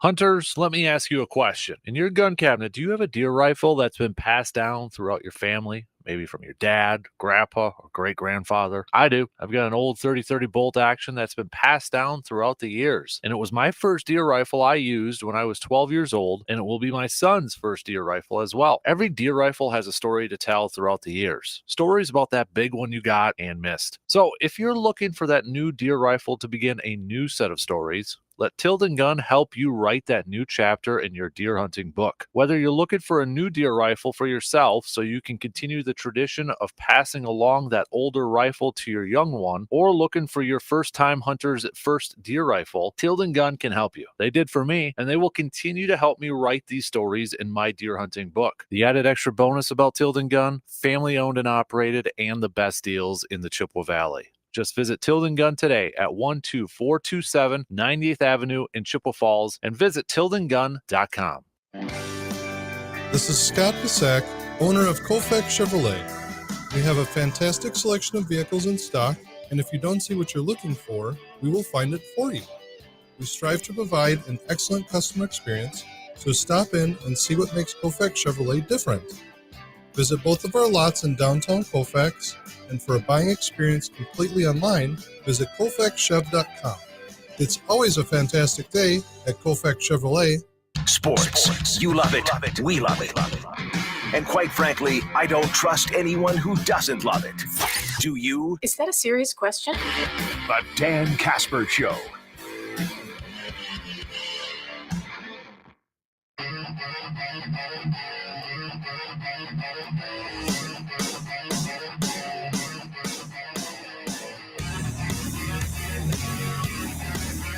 Find out who won.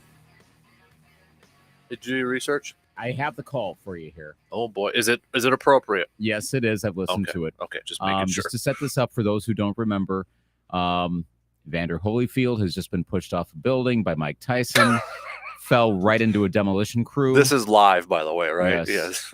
Fell right into a demolition crew, which, of course, he falls like face first into the demolition box, which, and now the building is collapsing, and here's how it ended. Listen closely.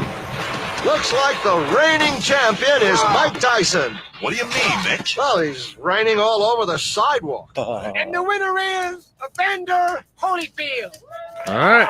Bunch of construction workers cheering there. So, yes, there was literally Mike Tyson's head like bouncing off of Evander Holyfield's Who is the announcer's voice? Because that's an iconic voice, too, isn't it? Like the play-by-play announcer? Play-by-play, yeah. Yet another incredible death bowl has been flushed here tonight. Until next time, I'm Nick Diamond. And I'm Danny Gomez. Is that a real name? Good fight, good night. Donnie Gomez was actually Maurice Schaefer. Len Maxwell was Nick Diamond. Okay, that name, that voice sounds familiar from somewhere else, though. They do, but yeah, I think they just pulled in other folks. Yeah, and the actual voice is like Mike Tyson, and but it's like it has like an extra New York accent. It's just like, oh man, wow, good times. Talk about going down a nostalgia lane there. Holy moly, he's raining on Evander Holyfield.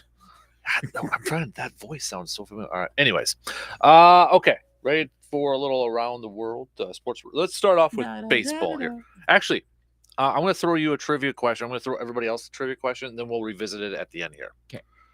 Who is more likely to be traded by, I guess this offseason or by their respective deadline? Damian Lillard or Ohtani? Don't answer yet. Okay. Everybody else can answer. So we'll revisit that at the end here. Okay. Let's start with baseball. Ohtani last night became the 6th player since 1893 with 2 home runs and 10 Ks, 10 strikeouts in the Angels win over the White Sox. And this might help answer the question for some people. The Angels right now 44 and 37. Could they actually finally make the playoffs this year? They're still 5 games back in the West with the Texas Rangers. When you're looking at the standings here, I'm going to steal kind of I don't know if you remember this segment back in the day. I don't know if they still do it because I don't watch anymore. But pardon the interruption. Would always do like a segment like too early, sort of thing. Yeah. Is it too early to already say Ohtani is a top 50 baseball player of all time?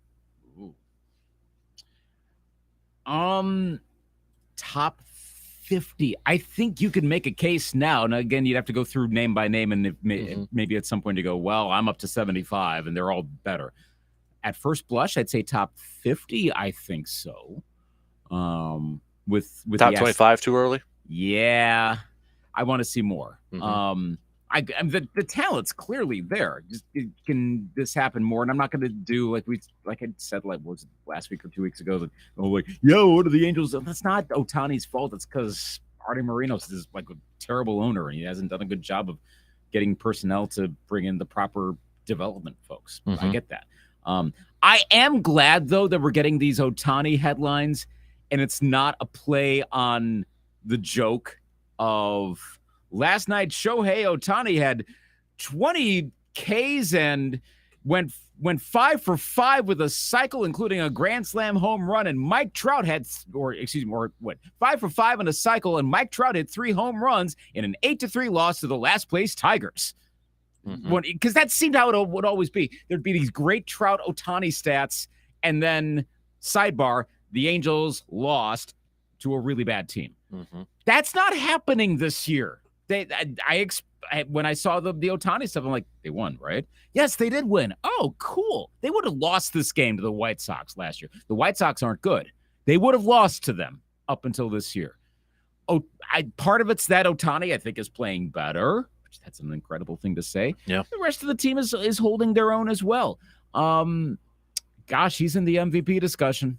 Oh, easily. Easily, yes. He's in the MVP discussion. I don't know about Cy Young. I don't think he's that as good of a pitcher, but he's in the MVP discussion for sure. And I'm already qualifying for, well, because he's such a good hitter and he's always going to, well, yeah, so Ohtani would win MVP every year during his career because he's more valuable than anyone else because of what he can do. I mean, compared to what you would ordinarily get from him, yes.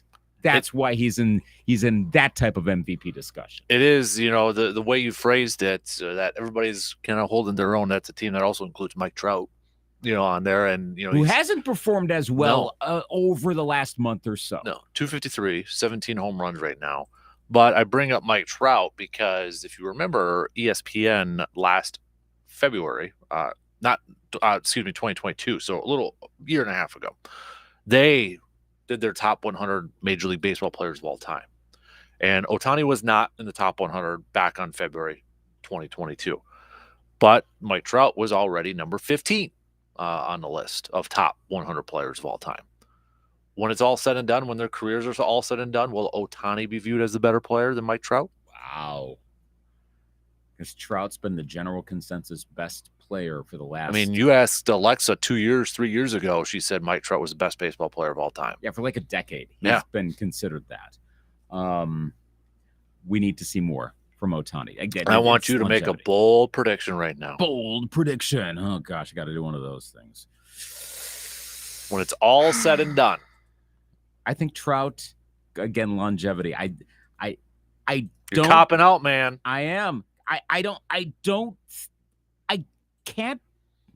want to say that I can't see Ohtani doing this because it wouldn't surprise me, but that's a lot to ask for a while. But Ohtani's young enough, maybe. It's that Trout has been so good for so long. What's throwing the whole Trout thing off is the sucky team around him. If he's playing on Braves, pick like half of the teams in baseball that were semi-competitive, 3/4 of the teams in baseball that were semi-competitive that would make the playoffs. Let me ask you this: I don't think it'd be a question. Who would you rather have in their prime, Ohtani or Trout? Probably Ohtani. Mm-hmm. He's better right now individually. In their prime, right? So I mean, you go back to Trout's prime. Yeah, I would take Ohtani. Right. Again, that's because of what he can do at the plate or on the mound as well. Mm-hmm. By the way, what do you think of Mike Moustakas having a bit of a renaissance? That's probably because, I was thinking of somebody else. Never mind. But 279 average on the season. He went 2 for 4 last night. For some reason, when you said Mike Moustakas, I was thinking Mike Mussina. Because we were talking about best of all time when Brandon and I did our top 5 starting rotations. He drafted Mike Mussina in his top 5, so that's why it was stuck in my head. That's an interesting choice. Yeah, but okay. But no, Moustakas was brought in by the Angels. He's doing pretty well. He batted 4th last night. I know Trout was not playing last night, but that's helping. Mm-hmm. Do what they need to do. The player I wanted the Brewers to get this offseason is also playing really well for the Angels, and that's Brandon Drury, who's hitting 271 with 13 home runs. So that could have helped cool. as well. Yeah. Oh well. But I don't know. I think Ohtani's. It's going to be fascinating if he continues this trend. Now, I think he's going to, at the back end of his career, the last few years, he's going to be more of a hitter than a pitcher. I think we'd all agree with that. Yeah. I don't know how. The thing that is separating him from the rest of the field is obviously his pitching. We've never seen anything like this in our lifetimes. A guy who can rake and then also, be 7-3 with a starting pitching record right now. Mm-hmm. The pitching will go away before the hitting, I think. So, I mean, if he continues this trend, how does he not finish his career and at that point be a top 20, top 15 player of all time? He should be if he keeps on some variation of this pace. Because here's if you want to refresh, this is just MLB.com, but they were the most recent ones with their top 100, I believe. Mm-hmm. Ruth was 1, no big surprise. Willie Mays, Hank Aaron, Ty Cobb, Ted Williams, a lot of the regular names we hear, right? Lou Gehrig, Mickey Mantle, Barry Bonds, Walter Johnson, Stan Musial was your top 10. Pedro was 11, Honus Wagner 12, Junior 13, Greg Maddux 14, Mike Trout 15, DiMaggio 16, Clemens 17, Mike Schmidt 18, Frank Robinson 19, Rogers Hornsby 20. Gosh. But you have a lot of MVPs and Cy Youngs in there. Mm-hmm. And Ohtani doesn't have lots yet. That's the thing. He might be able to do this for another 5 years. I mean, if he gets a Cy Young and an MVP, but essentially for different reasons, wow, then he might get to top 15 at that point. Mm-hmm. I feel like, though, if the Angels make the playoffs this year, which isn't a for sure thing, even though they have a winning record because they're in the American League, and if you look at the wild card race, it's tight. But if the Angels get in, Ohtani's going to get the credit. Trout's not going to, right? Right. Yeah. Especially the way that Trout has kind of underperformed this year, then that's going to make the dichotomy that much bigger. Mm-hmm. Watch what ends up happening. Angels, this will be the Angels' luck. The Angels will finish with like the first record out from the wild card with like a 550 winning percentage, something that ordinarily would probably be good enough. And the AL Central winner will finish sub 500. Mm-hmm. You'll have a that losing whole team in the NFL playoffs. and chat again. Yep. Yeah. And guess what? It's going to get worse. I was listening to Baseball Tonight, the podcast. Remember, I don't know what you mentioned more, that or Peter King now these days. Well, because it's baseball season. Mm-hmm. Don't worry. Well, Peter King's on vacation right now. I know. So give it till August. This is going to switch around big time. Side note, I'm actually reading. It might have been his first book, Peter King's first book, the season after, 1989. Because it was at a book sale at the library, and it's been sitting around my house for years. And I'm like, you know what? I should read this. I know about halfway through it. Like, there's a lot of dated stuff, obviously, because it's talking about sports in 1989 and like the business and contract. But it's still fascinating, and it's really interesting watching reading his reading style and how it's evolved. Oh, nice. Like, there are certain things that are very much. I mean, you have to read someone's column a lot. But there's certain other aspects you're like, I'll bet if he reread that book, he'd be like, okay, no, not this. I wouldn't write it this way. But it's still a fascinating read from the time. But anyway, back to Baseball Tonight. That's where I've heard a lot about expansion in Nashville, being a likely team. But Buster Olney also says what's almost certain to happen are 8 4-team divisions, just like the NFL. I wouldn't quite say a lock, but it's pretty close to that. So start thinking of realignment coming in the next 3-4 years. In baseball? Baseball. Ooh. I don't know division realignments and all that? It's going to happen. Now, I don't know if this is to the, those radical, like, blow up the leagues kind of approach. He didn't say that, but I did start thinking that through the other day. Like, okay, so who would go where? Because you're probably going to do this geographically, even though you got a balanced schedule. So I guess you don't really need to do a geographic. So there would be okay. So you're saying adding one team into this thing? Well, you'd have to do 2, right? Well, there's 2 because Nashville's the almost certain expansion. Yeah, and the other was probably he thinks it's going to be a Western team because MLB needs or wants to expand their Western, their footprint. So probably Salt Lake City or Portland. I was going to say Portland, maybe. Yeah, they've got a ballpark proposal and everything, but I think Salt Lake City's got the momentum. Okay. I guess if the A's thing somehow still fell through, it won't. Yeah. Vegas would jump right to the top of the list. Right. I don't think Oakland gets one. I think they're done. Okay, so now 4-team divisions. So you got to think like who would play who where. This actually took me a little while to figure out. I mean, we could do it right now, but this is going to take like the rest of the hour to do that. But here's the other thing. What that means is, did you have Twins and Twins and Brewers in the same one? No, because they're still separate leagues. Okay, got it. So you'd keep them that way. If we keep them separated, so you wouldn't have the Brewers going. You wouldn't have the Brewers jumping American League to National League like they did. No, okay. Nashville would be a National League, and the Western team would be in the AL. I think so because it works out better. Because the AL West would be like, the NL West would be San Francisco, LA, San Diego, probably Arizona. Whereas in the American League, you've got the Angels. Still can't call them the LA Angels. I'm just not used to that. But okay, fine. Los Angeles, Vegas. Yep. Seattle and what's the other? Houston or Texas. Right. But do you want to? So that's where I think that new Western expansion team goes in the American League and Nashville goes in the NL. What I think, long story short, I think a 4-team division, because of rivalries, you don't necessarily want to break these up, would be Brewers, Cubs, Cardinals, and Rockies. Ooh, okay.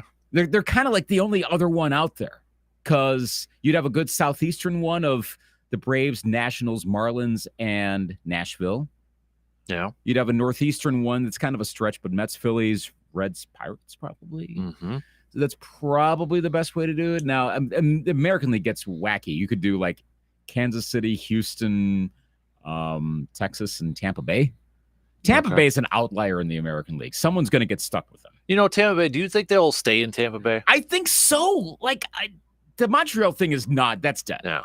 I think they're going to figure this out, which sounds strange because, they had like a few fans over the weekend.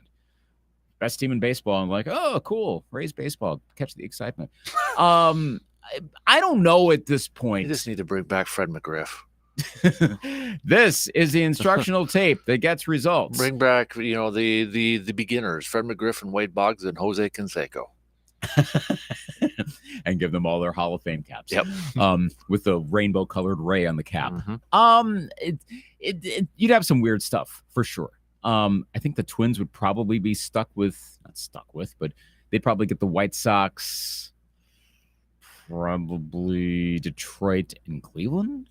So you get a pretty good northeastern one of Toronto, Baltimore, New York, and Boston. But the point of all of this is, what have we seen in the NFL? Potential for a sub 500. It does occasionally happen. I think it happens more frequently in baseball.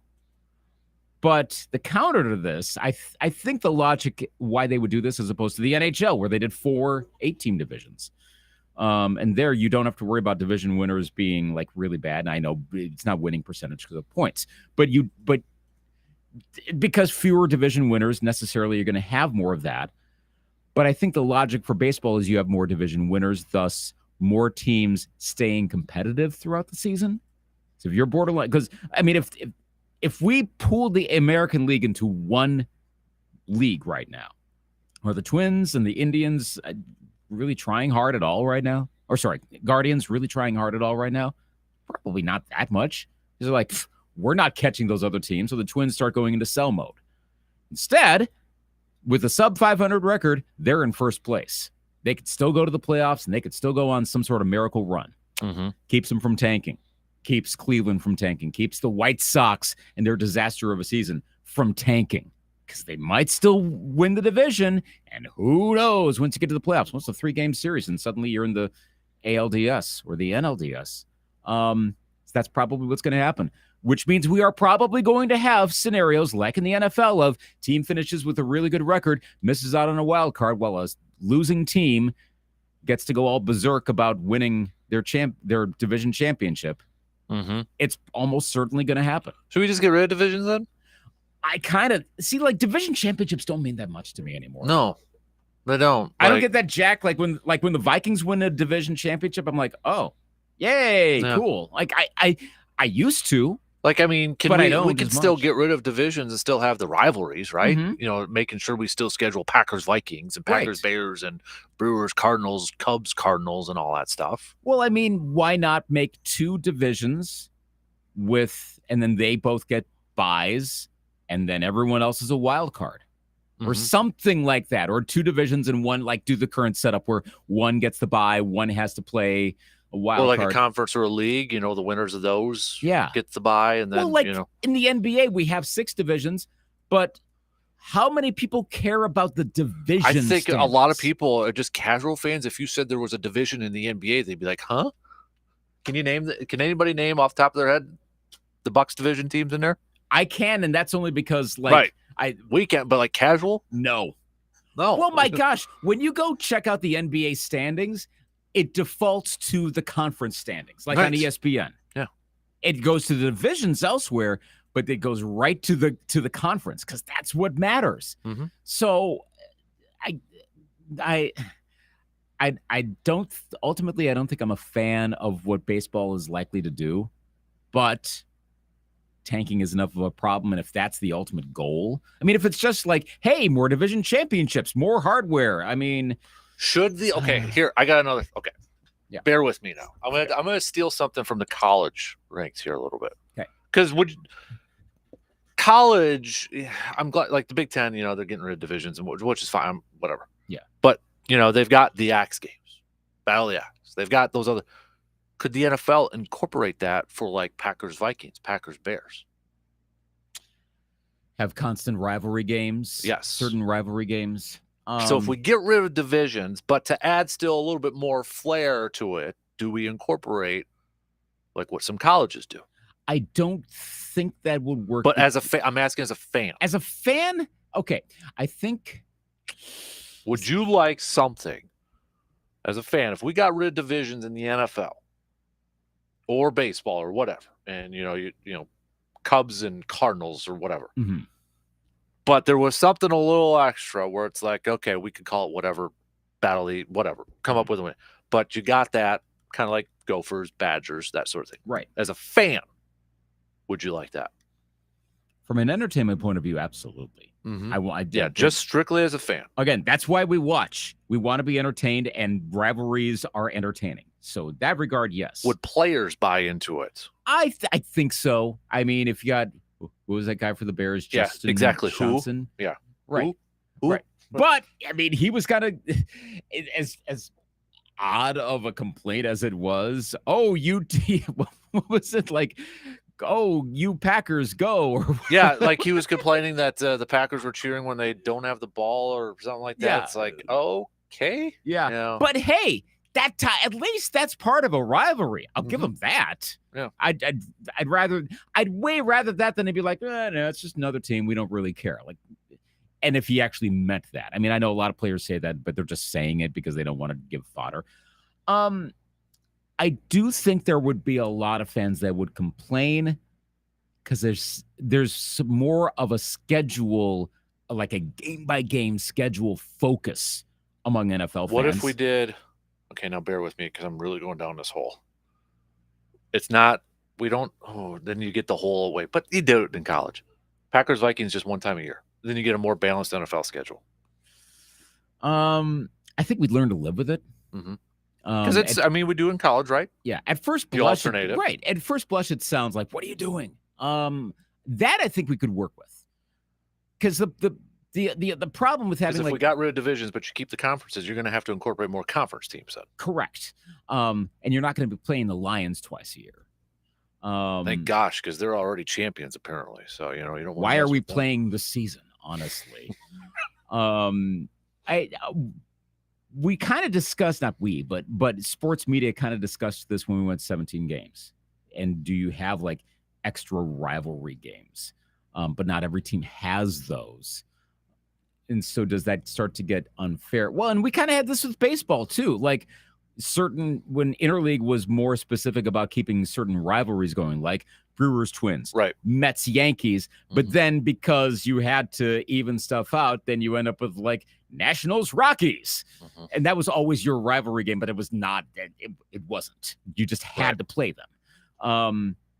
So you'd probably get some complaining if you locked in certain rivalries. But like you said, if you went down to one a year, then I think the rest of the schedule can be mixed around enough that no team feels like they're getting jobbed. And I think maybe you could do a little bit of a nod to your history where, maybe initially you could still schedule, and I'm talking for the NFL here, hey, we're still going to schedule Packers, Bears, Packers, Vikings, Packers, Lions once a year. Your division teams, you're going to play them at least once a year. Yeah. And yes, you're going to rotate home versus away, but come on, we deal with it with college, right? And maybe maybe it starts that way. You're not losing a home game overall. You're just losing one of those. Well, home and games. it could be like what the Big Ten is doing, where they're doing this now. It's very possible, I think, in 5 to 10 years that some of those, like the non-negotiables, as the guy from the Big Ten called it, become negotiables. That's a good quote. Yeah, like I don't think Badgers Gophers is ever going to go away. No. Michigan, Ohio State's never going away. Never, ever, ever, ever. But like Iowa, Nebraska, I know that's a geographic thing, but that's the Battle of Corn. Pretty much is. I don't know if that's going to be permanent. Now I can't speak because I'm not an Iowa fan or a Nebraska fan, and maybe that's become much more of a thing and it's trending up. I'm not sure. But that at first blush seems like the sort of one that could change. Maybe there is a USC or UCLA rivalry with a Big Ten team that becomes really spicy over time, and suddenly like Penn State USC becomes like the matchup. And like, oh, so we better have these guys play each other every single year. Or, of course, if you really want to try to go like galaxy brain on this and the Big Ten blows up and Purdue and Indiana get shunted down to group of 5 territory, and it's just USC, UCLA, Michigan, Ohio State, and maybe Wisconsin, and maybe Penn State. Well, who knows at that point? Are those like the protected rivalries then? But then everything else is fair game? Like, I don't know. I think this stuff can evolve. If let's say you blew all this up and had one game against a division opponent, do that with all of them right now. So NFC East teams would all play the other NFC East teams once a year, and then evaluate after 5, 6, 7, 8 years. Maybe you go, well, actually that Texans-Jaguars game, they don't need to play each other anymore. And it kind of falls by the wayside. Whereas other rivalries stay essentially permanent. Mm-hmm. Just kind of see how everything shakes out. Mm-hmm. All right. Answer the question, who gets likely more traded? Damian Lillard or Ohtani? Ohtani. Ooh, really? Yeah. I thought you were going to go Lillard. It seems like there's a lot of Dame trade momentum. That whole Instagram thing was confusing too. Mm-hmm. Oh, what's the song playing? Stop. But this has been a thing forever, and it hasn't happened. I guess I have to see it to actually buy it. Whereas Ohtani, but Ohtani is not the big spotlight guy either. That's what makes this tough. I don't know that either one wants to go onto a big team, big markets. Like they got healthy egos, but they're like the opposite of LeBron. That's not a rip on LeBron, but they're the opposite of that type. I think we've been trained by what LeBron James has done over the past decade plus. I would agree with that. Yeah, that's the model. That's what you do, right? No, not everyone does. Some are the opposite, and we just so happen to have probably the two highest talent opposite types with regard to market visibility at the same time in Dame Lillard and Shohei Ohtani. Mm-hmm. That's where, actually, if you ask me which one, I could very much see Ohtani and Lillard still playing with the Angels and Trailblazers respectively next year. And that's where I give, I think I mentioned him in my stock reports or something like that a few weeks ago, Damian Lillard, because it was at that point where it was the news he was going to stay or he wanted to stay. That was a report, right? That he wanted to stay there and all that. It's I think that, we should focus on that more as a fan base and news media and all that sort of stuff. Those players that no, I want to stay here and I want to try to build it. Remember when Giannis signed that contract with the Bucks, and I think it was Bradley Beal, which ironic now is traded, but Bradley Beal said he wanted to do the same thing with the Wizards. Mm-hmm. Do what Giannis is doing with Milwaukee. And I think he probably did want to. It's just the Wizards situation became untenable. I think, he at least tried a couple of years ago, but, Porzingis got traded there and it just whatever. It was a mess. Yeah. And at a certain point, it's okay, but you want to do that, but you also need the front office and everybody else to kind of do their jobs and do it right. So. Right. But and I get it. It's fun to speculate where someone's going to go. What would the trade be? Photoshop them in a different uniform. That's why I'm a little surprised when that bit of Giannis chatter began right after the Bucks were out of the playoffs and Windhorst did the thing. Because there's national people that don't want him to stay in Milwaukee or smaller it's boring. Markets. He needs to be in New York, and that's more interesting. Same with Damian Lillard. Portland. Oh, come on. Right. Go play in a big market. That's fun. Well, okay, yeah, I get it. Sure. But, and from an entertainment point of view, sure. If we didn't have... Wow, Damian Lillard would be on TV more if he probably wasn't in Portland. Well, I'll ask you this. It's like the Trout effect, right? Right. Okay. If Giannis Antetokounmpo is not a Milwaukee Buck, but rather is a Charlotte Hornet, you as an NBA fan, would you rather see him play for Charlotte or the New York Knicks? From an entertainment point of view. Well, entertainment would be the Knicks. Of course. So I get it. I understand why we as sports culture do this stuff, because that is more entertaining. Although I would say the outlying factor in that whole thing would be, Giannis with Jordan, being the owner. Well, there's that cool. too. And then you have to bring back the 90s jerseys. Oh, so, yes. I mean, then it would be like, okay, I'd be Charlotte over Knicks. Dang, So. I should have seen the And Jordan then coming. I would bring back the starter Hornets jersey jacket that every kid had in Bad the example. 90s. So Bad example. Yeah, that would be Memphis. Let's say that. Let's say he was playing for Memphis. Would you rather him play in Memphis or the New York Well, Knicks? I mean, would Penny Hardaway get promoted from the Dang Memphis it! Tigers to the Memphis Grizzlies? Then, we get Gosh, something these different. magic of tentacles. Gosh. I'm going to come up with another one, and somehow it's going to tie to like Atlanta Hawks. I can't do anything with the Atlanta Hawks, probably. So okay, but wait, it's Atlanta. That's a pretty cool. Steve Smith and Mookie Blaylock come back, and no, okay, now I'm grasping at straws. Dikembe, if they bring back the '90s jerseys with the big old red hawk on the front, going on there. I mean, come on now we're Lenny Wilkins comes back to coach and all that stuff. Oh my gosh! Come on, now we're cooking with some grease here. So wow, it's the 9 degrees of NBA hoops. Turn literally any NBA story into something compared to Dan Kasper's 1995 NBA experience. Yes. It's not. You could do it in 2 degrees of separation. That's true. 9 degrees, like come on, you What's can the do that Kevin like 3 Bacon times thing? over. Is it the 9 degrees of Kevin Bacon? 6 degrees of is it 6 degrees of Kevin Bacon? Okay, is it? Okay, I wasn't sure if it I was. thought it was 6 degrees of separation, so it's 6 degrees of Kevin Bacon. Okay, yeah. Whatever the Kevin Bacon example was, I was trying to get after. Yeah. So I ruined that one, but yeah, you did. But still, that's the thing we would want to see is them in bigger markets. Okay, I mean, how about the T-Wolves? Take you out of it? No, I would not want Giannis with the T-Wolves. So no, but Giannis with the T-Wolves playing up in cold Minnesota, stupid team. They always screw stuff up, which is true. I mean, there's a reason why people knock them. Or New York or Los Angeles. Yes, we'd have the same thing with. I mean, at some point, if Anthony Edwards doesn't get locked in, that's going to start becoming a thing. Mm-hmm. So, yeah, I understand why we want Dame in a bigger market and Shohei Ohtani in a bigger market, which, I mean, there's something to be said for the overall sport, but I also don't know that it's that necessary. Do the sports need it? Like, I guess baseball kind of does, though by what I've been hearing, the attendance is up this year. Ratings are up this year. Probably the changes to baseball actually are making a tangible difference. Pitchers are getting hurt more. There's that too. But okay, well then maybe they need to stay. Stop throwing so hard. Yes. How about pitch the ball? How about that? Not everything needs to be pitch clock. I will say though, when I was at the Twins game a week ago tonight, Joan Duran's first pitch was like 103, and from my spot in the upper deck, far third base side, like nearish the foul pole. That would be one thing I would love to do is be in a batter's box, somebody throwing 100 miles per hour heat. But here's the thing. I need padding.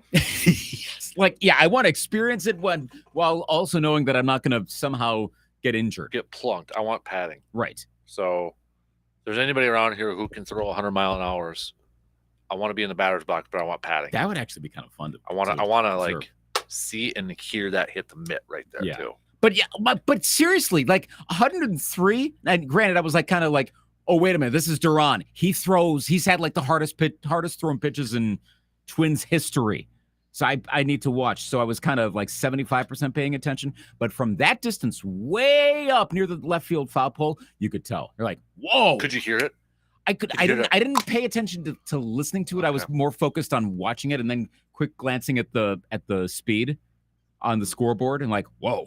But that was actually about as fast as he threw. He threw slower after that. I was waiting for like a parade of 103, 104 mile an hour ones. And was just setting the tone, apparently. Yeah. Well, actually, Duran didn't do that. I think he actually blew the save. They won the game, but he blew the save. But that's the thing. That first one, you're like, whoa, my gosh. What was I getting at the beginning of this? We were talking about fast pitches. Somehow we got on the topic of the Twins. I don't know. Like we were talking about Giannis and smaller markets and all that sort of stuff. And baseball numbers were up. And yes, oh yeah, baseball numbers are up. Because does baseball need it? Does baseball need to have stars in big markets? I still think they kind of do. NFL obviously doesn't, but that's because all teams, I still think outside of the Texans, matter. And I don't think the NBA, I mean, the NBA's got softer regular season numbers because there's more, and I think the load management's probably making a difference. If you know your big stars aren't going to play, well, why watch? I mean, okay. Here's a question. We don't have time because we're going to get cut off here. But okay, so pitchers, throwing harder, not going as long, right?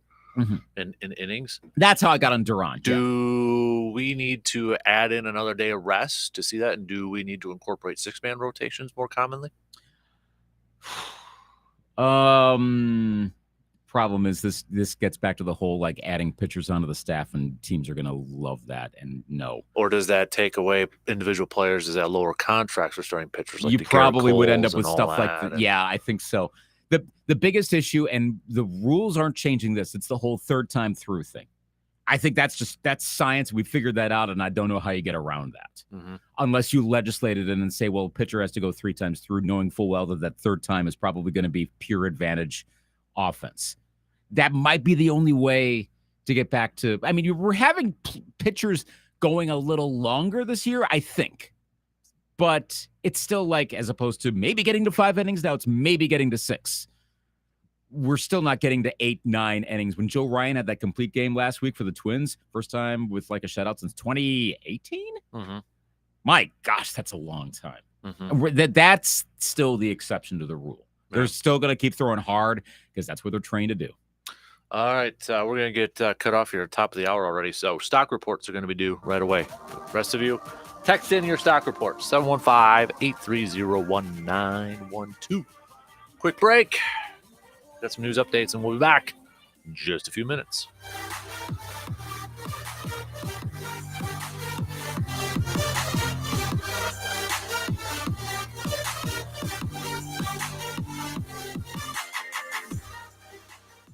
WAYY Eau Claire, W286CK Eau Claire, Sports Talk 105.1 and 790 AM.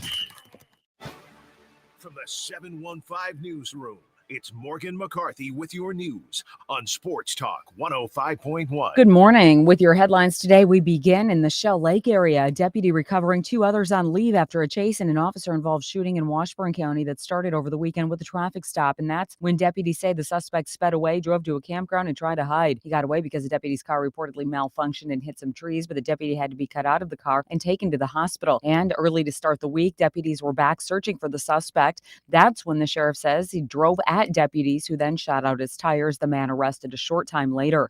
The 2 deputies who fired the car on leave is a protocol in that officer-involved shooting. In other headlines, we get a little bit closer to our area and see that the city of Eau Claire is giving Target some of its tax money back. City Council last night approved $25,000 settlement with the company as Target had complained that its tax bill was too high. The $25,000 is just a portion of the $250,000 in taxes that Target pays the city each year. City Attorney Steve Nick saying the settlement amounts to a 2% tax cut for Target. Continuing around the meeting table, as they were busy last night, now a new project moves ahead, Dewey Street Bridge replacement. There was a vote to replace that century-old bridge rather than renovate it. The new bridge has a price tag of about $14 million, Eau Claire having to pay about $4 million of that. The Dewey Street Bridge not going anywhere, though, anytime soon, as city engineers say they're looking at least probably 2026 before work would start on a new bridge. Well, if you're outside, either on that jog, the dog walk, or crossing the bridges, just a heads up, air quality is still a thing. And in fact, that is expected to continue for at least a few more days. The Department of Natural Resources extended the advisory currently in place until Thursday. Fire specialist Ron Schneider says right now it's just very hard for Canadian fire crews to get to and extinguish those fires that are causing the smoke here. It is a above average year and an early year for forest fires in Canada. And they're definitely facing the high fire danger and the drought situation, just like we are here in the Midwest. The DNR says everyone should be limiting their time outdoors, and those who have lung conditions, the elderly, or very young should stay inside if they can. And speaking of that toasty weather, if you're outside and you're reaching for something cold to drink, besides a Man Cave Light, turns out iced tea, not the worst option. On any given day, 69 million Americans reach for a glass of iced tea. A study done by Natso.com says women drink more of it than men. A glass of iced tea is about 90 calories, no sugar unless you add it, and an added kick of caffeine and antioxidants. Oh, and there's one more benefit to drinking tea cold. It contains a bioactive compound called gallic acid that's good for skin and brain health. Of course, you can add a wedge of lime or lemon to jazz it up, and also you won't get scurvy. I'm Bree Tennis, NBC News Radio. Same rules on the back of a can of Man Cave Light. If you want to jazz it up, Of course, you can add a wedge of lime or lemon to jazz it up, and also you won't get scurvy. bonus for Sports Talk 105.1. I'm Morgan McCarthy. Air quality remains a concern this morning, with chances at some showers and storms moving through our northern counties later this morning. Otherwise, this afternoon into the evening, another round of showers and storms develops after our temperatures climb to the low 80s. This time around, these showers and storms may have the potential to turn severe, with primary threats of damaging winds and large hail fizzling out by midnight and temperatures dipping to the mid-60s. I'm Skywarn 13 meteorologist Mike D'Andrea. This is Scott Pasak, owner of Koufax Chevrolet. We have a fantastic selection of vehicles in stock, and if you don't see what you're looking for, we will find it for you. We strive to provide an excellent customer experience, so stop in and see what makes Koufax Chevrolet different. Visit both of our lots in downtown Koufax, and for a buying experience completely online, visit KoufaxChev.com. It's always a fantastic day at Koufax Chevrolet. The free AutoZone Fix Finder service can help troubleshoot the likely cause of your pesky check engine light for free and get you back on the road. Restrictions apply. Get in the zone. AutoZone.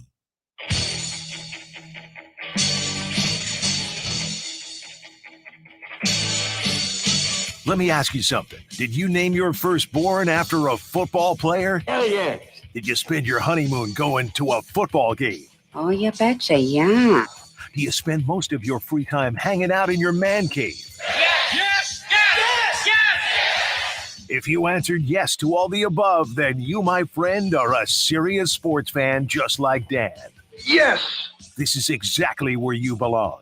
Sports talking and BSing is what we do best. What? Did we just become best friends? Yep. So rise and grind, people, because the Dan Kasper Show is on the air. You serious, Clark? Right now. Showtime! Woo!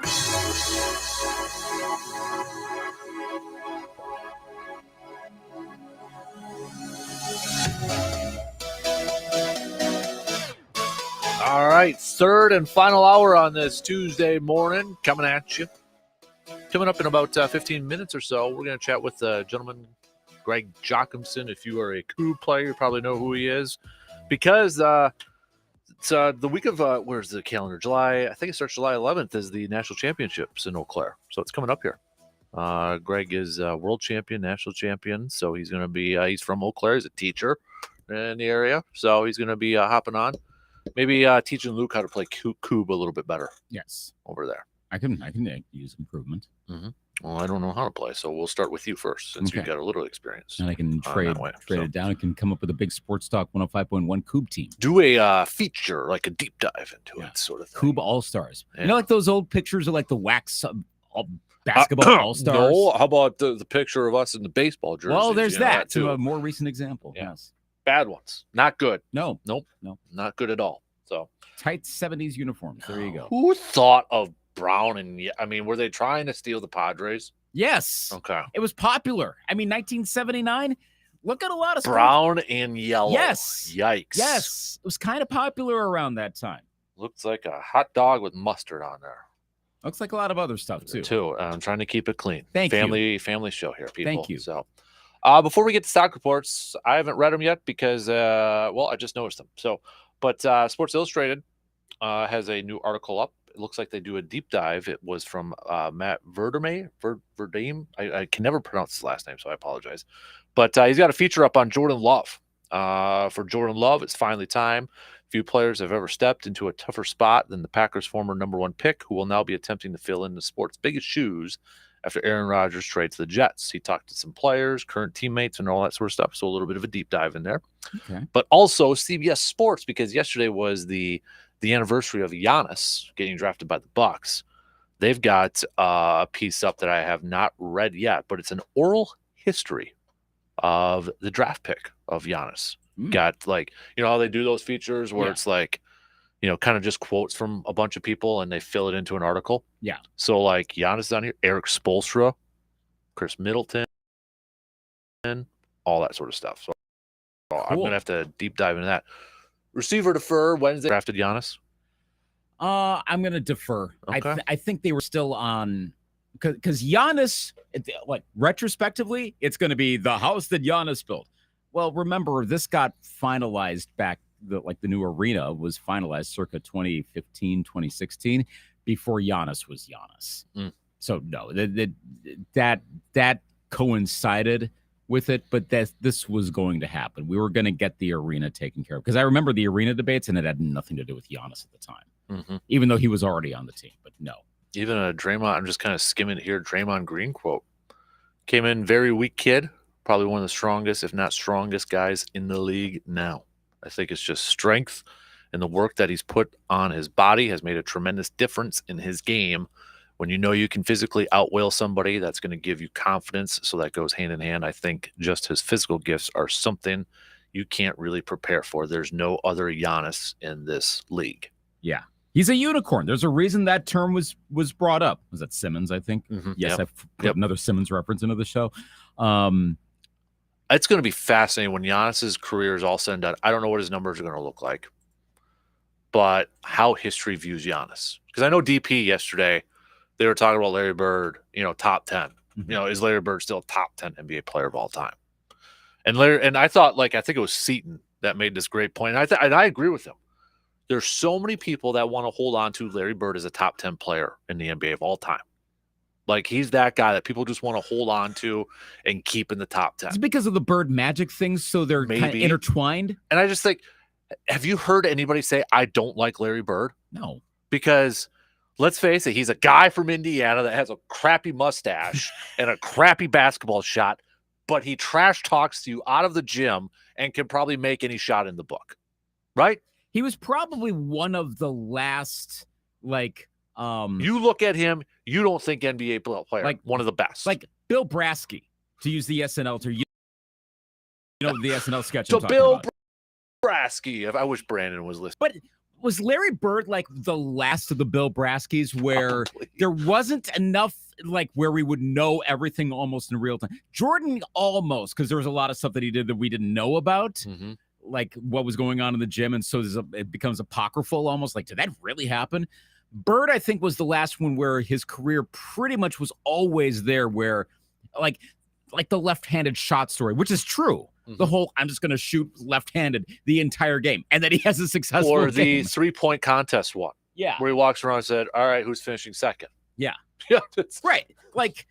There are plenty of players who could probably do that today, but because we hear about it immediately, oh my gosh, what do they say? Well, so then the legend is immediately wiped away. Well, you look at Bird, and even when he was a coach with the Pacers, you didn't see a lot of emotion from him, right?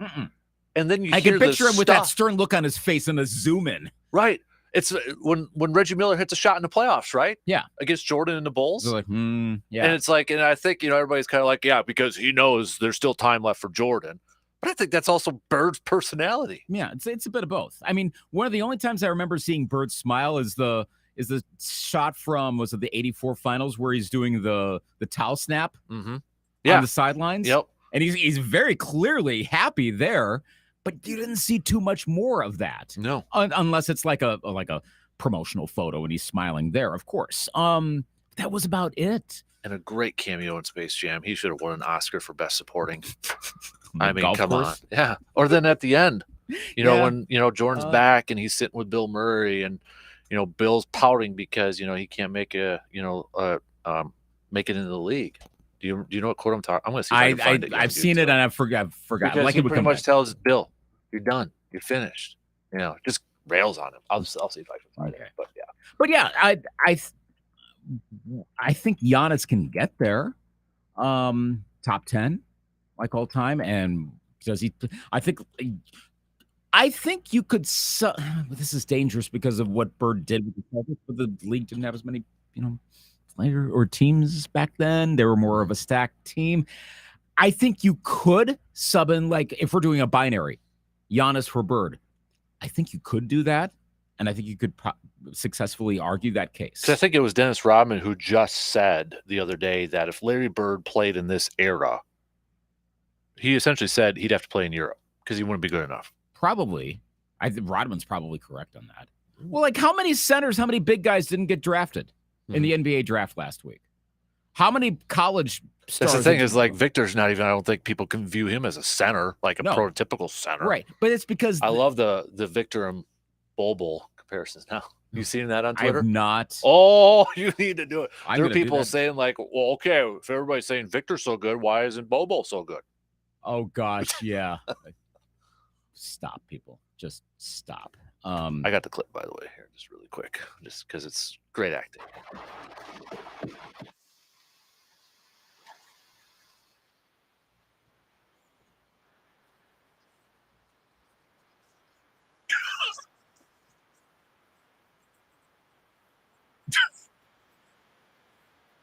Okay. Get off that cake. Get off that cake. Why didn't he get an Oscar for that?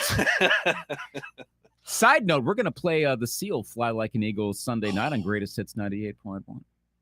You know, I was The thinking Remakes about and this. Rewind show? We're Yeah. going off the board in this final hour, and I don't care right now. Why not? I We was do it all the thinking time yeah, anyway. I was thinking about this this morning and last night. The albums that like defined your life and Yes. Space Jams defined my middle school era. You know, Fly Like an Eagle, I Believe I Can Fly. You know, that was a soundtrack to my middle school youth. Yes. And I then high understand. school was completely different. It was Disturbed. It was the Believe album. Gosh. Because I worked at a gas station, Easy Stop, and good old Mike, like, guy's name was Mike. He burned a copy to every one of his employees. So that was in my little S15 GMC truck where we had to install the CD player. And that was like the only thing that I would listen to. Like, forgot- especially if I was in a mood. On that note, I forgot about distribution and how basic it was not that long ago, because I was reading the Volume 1 story and that quote unquote new Bon Iver song, which is actually from 2006. It's called like Hazelton became Holocene. But the article said hardly anyone heard it back in 2006 because it was like there were 100 copies burned onto a CDR. And that's how you heard it. Like, I'm like, well, yeah, back then, if you were like, here's our new album and it's on a CDR, and you just tried to print up something to put it in an insert if you were trying to do something like that, back before you could just upload it to SoundCloud and, go viral on TikTok or something, whatever like that. What was that was the thing? Yeah, CDRs. Yeah, CDRs. And then you had to get the RW to rewrite over it. Then you put like the wrong one and you're like, why isn't this burning? Oh, dang it, I got the wrong one. I was such a noob when it came to that. Like, if there was one song that I was just into and I wanted to jam to it on my way to class for college, I'd just burn one song on a CD and just plug that thing in and put it on repeat. There would be times I would just have the same song play on my 2-hour drive home. It was just like, I don't care. I'm living my best life. YOLO. Wow. See, I hate doing that, though, because you're wasting like 74 minutes. I don't care. I wanted that one jam instantly. Now you can on your phone and, MP3s and all that. But back then when it was just CDs, like, nope. One jam it. Just repeat it over and over and over again. Yep. Seems See, I have no problem repeating a song, putting a song on repeat. That's the one thing I wish, like Spotify, you'd let you just repeat a song once in a while. Well, you can. I do it all the time. I can't. It won't let me. What? Yeah, I could. Well, at least I think I can. I think I've done I can it do before. the mix, but the shuffle. But yeah, I've can't do repeated that. like when we need to have like white air playing to help with sleep or whatever, and just put it on repeat, and it keeps playing for like all night long. Maybe. Well, I'm still new at this, so maybe. So if I'm gonna get taught about Cuba, I can teach you about Spotify. Perfect. There we go. Oh, True. I don't have premium though. Is that the maybe That the thing? might be. Well, Okay. we'll look into that. Okay, so that's the thing. So, but yeah. So what would really quick the album that defined Luke Anthony's youth? Mine was Well. Space Jam. So beat that. Yeah. You can't. The Beatles well, blue and red lame. albums, the greatest hits. It was 1982. I was That's 4. boring. Very and then probably Thriller the year after that. Well, that one I can see you. Yeah. Yeah, but I mean the Beatles, essentially their greatest hits albums. Oh Lord. Yeah. I mean, the Beatles and Thriller. Top that. I did. Space Jam. Greatest soundtrack of all time. Okay, fine. It is. Seriously. Why does that not get enough credit? Well, Basketball Jones with Chris Rock is a dynamite single. Cartoon movie. Wait. Okay, it's not fully cartoon. I know. It's Come on. a mixture. I mean, there's some great acting skills in that. Wayne Knight. Well, there's an upgrade. And he's actually pretty talented. Newman? I do like him. Yeah. He's really Newman on solid. that, so. I mean, actually, was a pretty good soundtrack in its time. It's probably, I mean, pretty good. Well, okay, by broad standards, you're like, are we at like Saturday Night Fever level soundtrack? Flashdance, Footloose? Should be. Have you seen what's on those soundtracks? No, because I only listened to one. Okay, exactly. Yeah, I okay. still have the original copy. Listen in to the the Footloose soundtrack. In the case, too. It's mounted up. It will be back on the man cave wall when we're done. Oh, gosh. You need to get like a vinyl version of that to put up on the wall. Do they make a vinyl version? I'm sure they do now. Everything's vinyl. But because the thing is, too, that was my very first CD I got was the Space Jam soundtrack. I remember for Christmas, I got a CD player, and the CD that came was in the gift box was Space Jam. See, so you've got like extra sentimental. I'm very sentimental nostalgia with I know I've asked you this before. We got to take a break. But any guesses on what my second CD was shortly after? Because, you go as a kid, you didn't get everything you wanted for Christmas, so you go to the store and grab it. So what was my... You've mentioned this before. I have, and it's another soundtrack, so I'll give you a clue. Think the 90s. Sports. No. It wasn't Jock Jam, so don't worry, it wasn't Jock Jam. I was gonna say, was it like I did have a few Jock Jam CDs, of course. Mighty Ducks or something? Nope. No. It is a soundtrack, though. It's a soundtrack, not one of the greatest summer hits of all time. Oh boy. Movie summer hits of all time. Independence Day? You want me to kind of... I think I'm 1 year too late on that one. Let me what was a good time when I clip with this song? All right. Get to you. So, okay. You went with Independence Day. But I think I'm off by a year. So what is it? You're going to be close here. I'm waiting for the ad to play. Wait, is this Con Air? Oh, gosh, that would be... How do I leave? Yeah.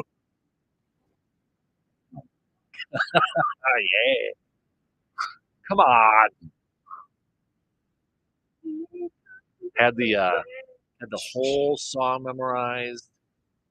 Had the dance at the end memorized because I had to do it for a talent show. A, yes, good song. B, the song it samples or interpolates. Forget Me Not, Patrice Rushen. Total jam from '82. Oh my gosh, that was a very savvy move by Will Smith to use that. Is Will Smith a better actor or better singer? Way better actor. Okay, good. And now look, I love Parents Just Don't Understand. When that came out in '88, I was 10, loved it. Not because of like it meant something to me. I just thought it was fun. It was a quirky hit. It was great. He's a way better actor. Mm-hmm. All right. Anybody else want to get on this tangent of ours? Forget that soundtrack of whatever you want. Just made the biggest influence. Mine was Space Jam. So Space Jam. The double claps. And you were Beatles. So I think I clearly won that one. So. All right, we'll take a quick break, and we're going to chat a little bit with Mr. Greg Jacobson coming up after these few words.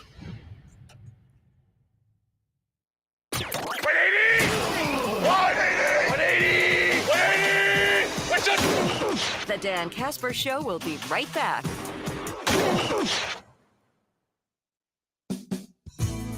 The Shoe Doctor is known for quality footwear. Remember, the Shoe Doctor can keep your feet comfortable during all the different outdoor weather and activities here in the Chippewa Valley. Work boots, casual shoes, sandals, and more. From brands you trust like Keen, Merrill, Chaco, and Dansko, and that's just to name a few. Located on Claremont Avenue in Eau Claire, you can also visit them online at ShoeDoctorFootwear.com. The Shoe Doctor, quality footwear for work, sport, and fun.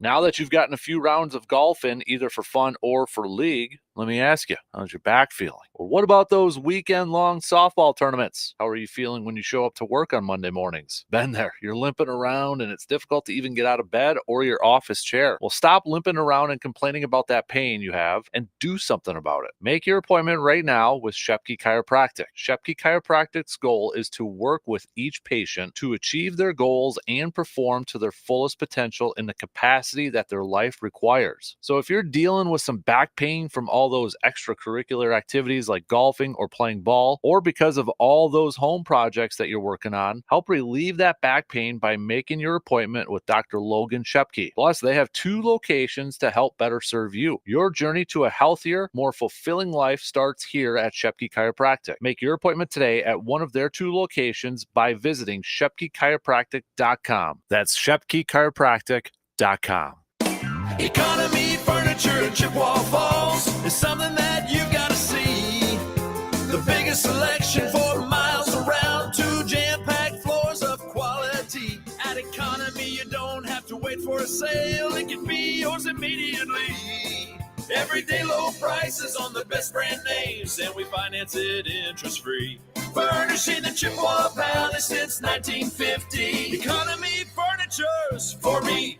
Hi, this is Josh Smith from Union Trailer and Power Equipment. Looking to upgrade your mower this year? Now is the time to upgrade, as we have a large selection of Aaron's and Gravely's zero-turn mowers in stock with some great sale prices along with 0% for 48 months or large cash discounts. Get into a new Aaron's zero-turn mower for as little as $92 a month with no money down. Don't forget about our free delivery within 20 miles. Mahindra's official tractor of Tough. Get great deals on all Mahindra tractors, including 0% interest on select models, or save thousands with cash rebates. Get into a new Mahindra E-Max 20 with loader today with no money down for as little as $185 a month. Mahindra, the official tractor of Tough. Hurry into Union Trailer and Power Equipment for heavy-duty savings. Stop into Union Trailer and Power Equipment today, located right in the Chippewa Valley off Highway 53 at the Melby Street exit, or visit us online at uniontrailer.com. Quality products, expert service, Union Trailer Sales. If you were to listen to Dan Kasper nonstop around the clock for a solid month, you'd become the king of all sports fans, desired by beautiful women, and rich beyond your dreams. I think. Try it and let's see. The Dan Kasper Show.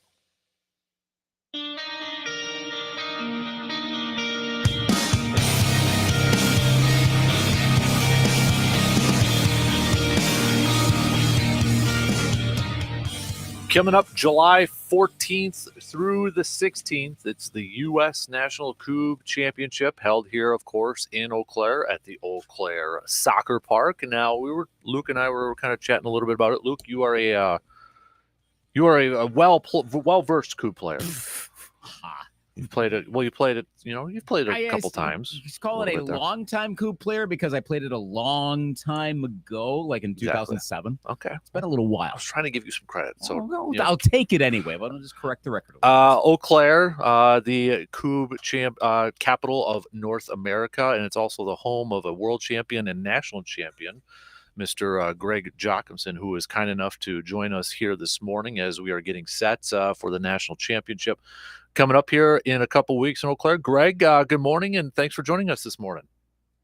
Absolutely. Good morning, fellas. So first things first, Greg, how did you get into coupe? If you go back to your experience, what kind of drew you to the sport? Boy, it goes back to time when we were playing some beer league softball, and the guys were looking for something to do before and after games. And we just kind of came across it in, I think it was like Volume 1 magazine had advertised a little local tournament.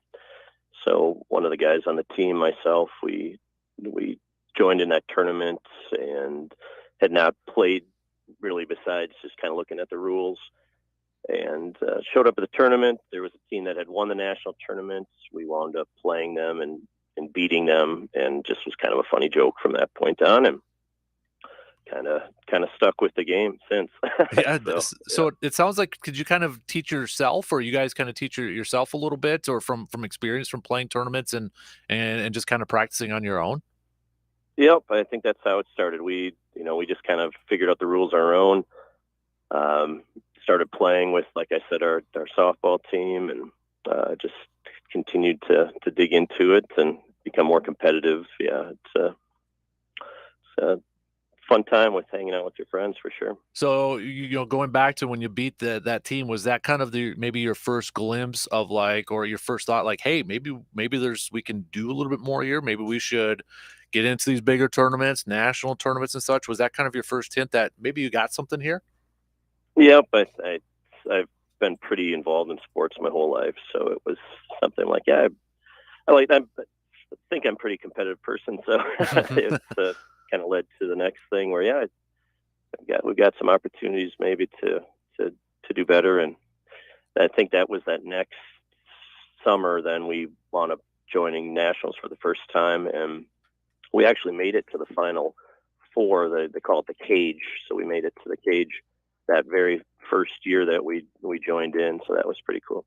So you have won multiple championships. I mean, is there a little bit more pride to it knowing that it's in Eau Claire in your home area too, winning these national championships in kind of your hometown?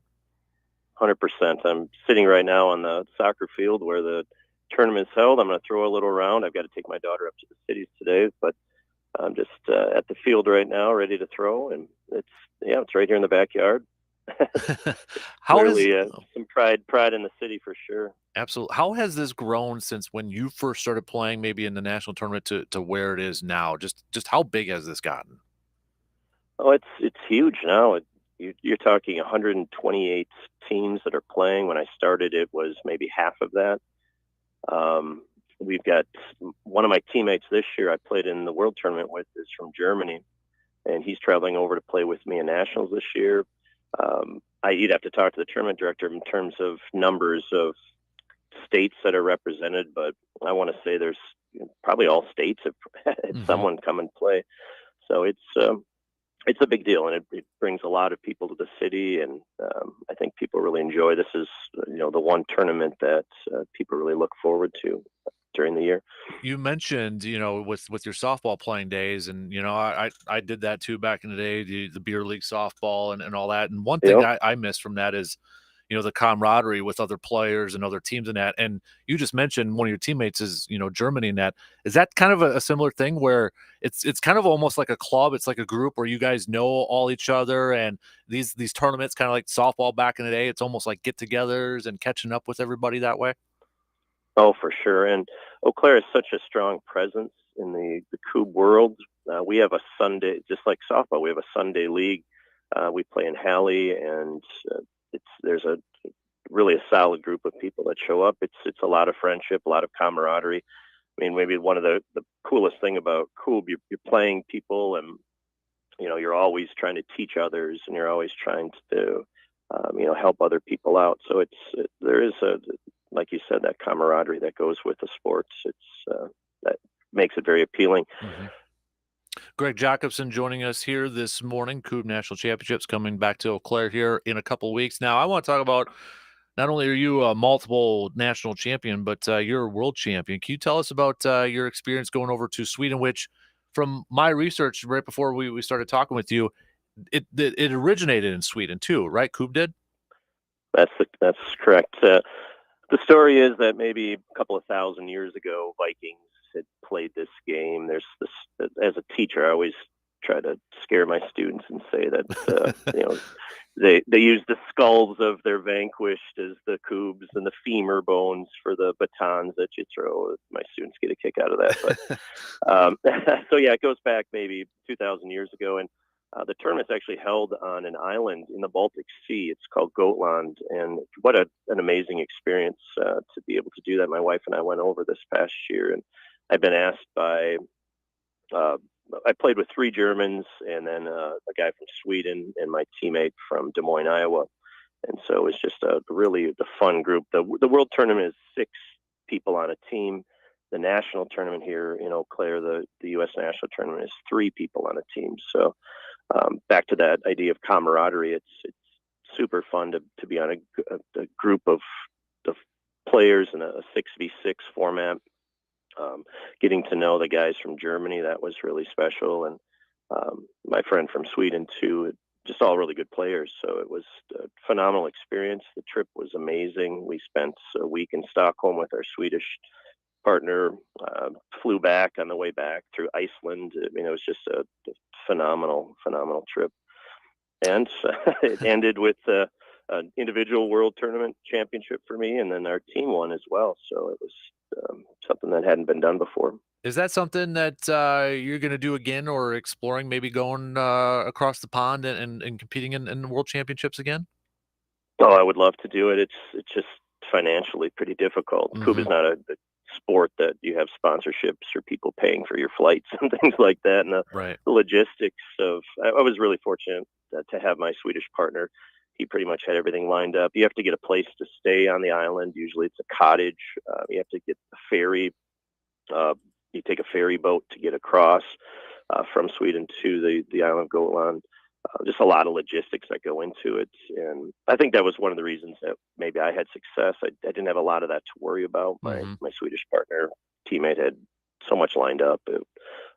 But yeah, it's such an amazing country and a place to play, and just that history, and the people there were phenomenal. So again, another thing about Cuba, it's just the friendships you make and the people that you meet. It's incredible for sure. Going back to when you guys, in your softball days, trying this out, flash forward to where you're at now. I mean, would you have ever imagined being in the position that you're in now? Just kind of thinking back to those good old softball days and just picking up, Cuba for your first time. I would say no. I never thought. It's my own fault. Whenever I get involved with something, I want to do well and be competitive and put some effort into it. So we had so much fun, just like I said, before and after games, just pick up games playing.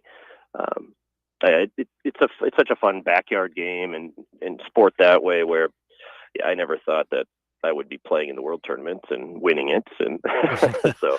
And it sounds like it's something that everybody can play, right? Would that be, if you had to tell or give advice to anybody who hasn't tried it yet or is interested in trying it, what would you tell them? Well, it's such a fun activity to do with family. You can play it anywhere.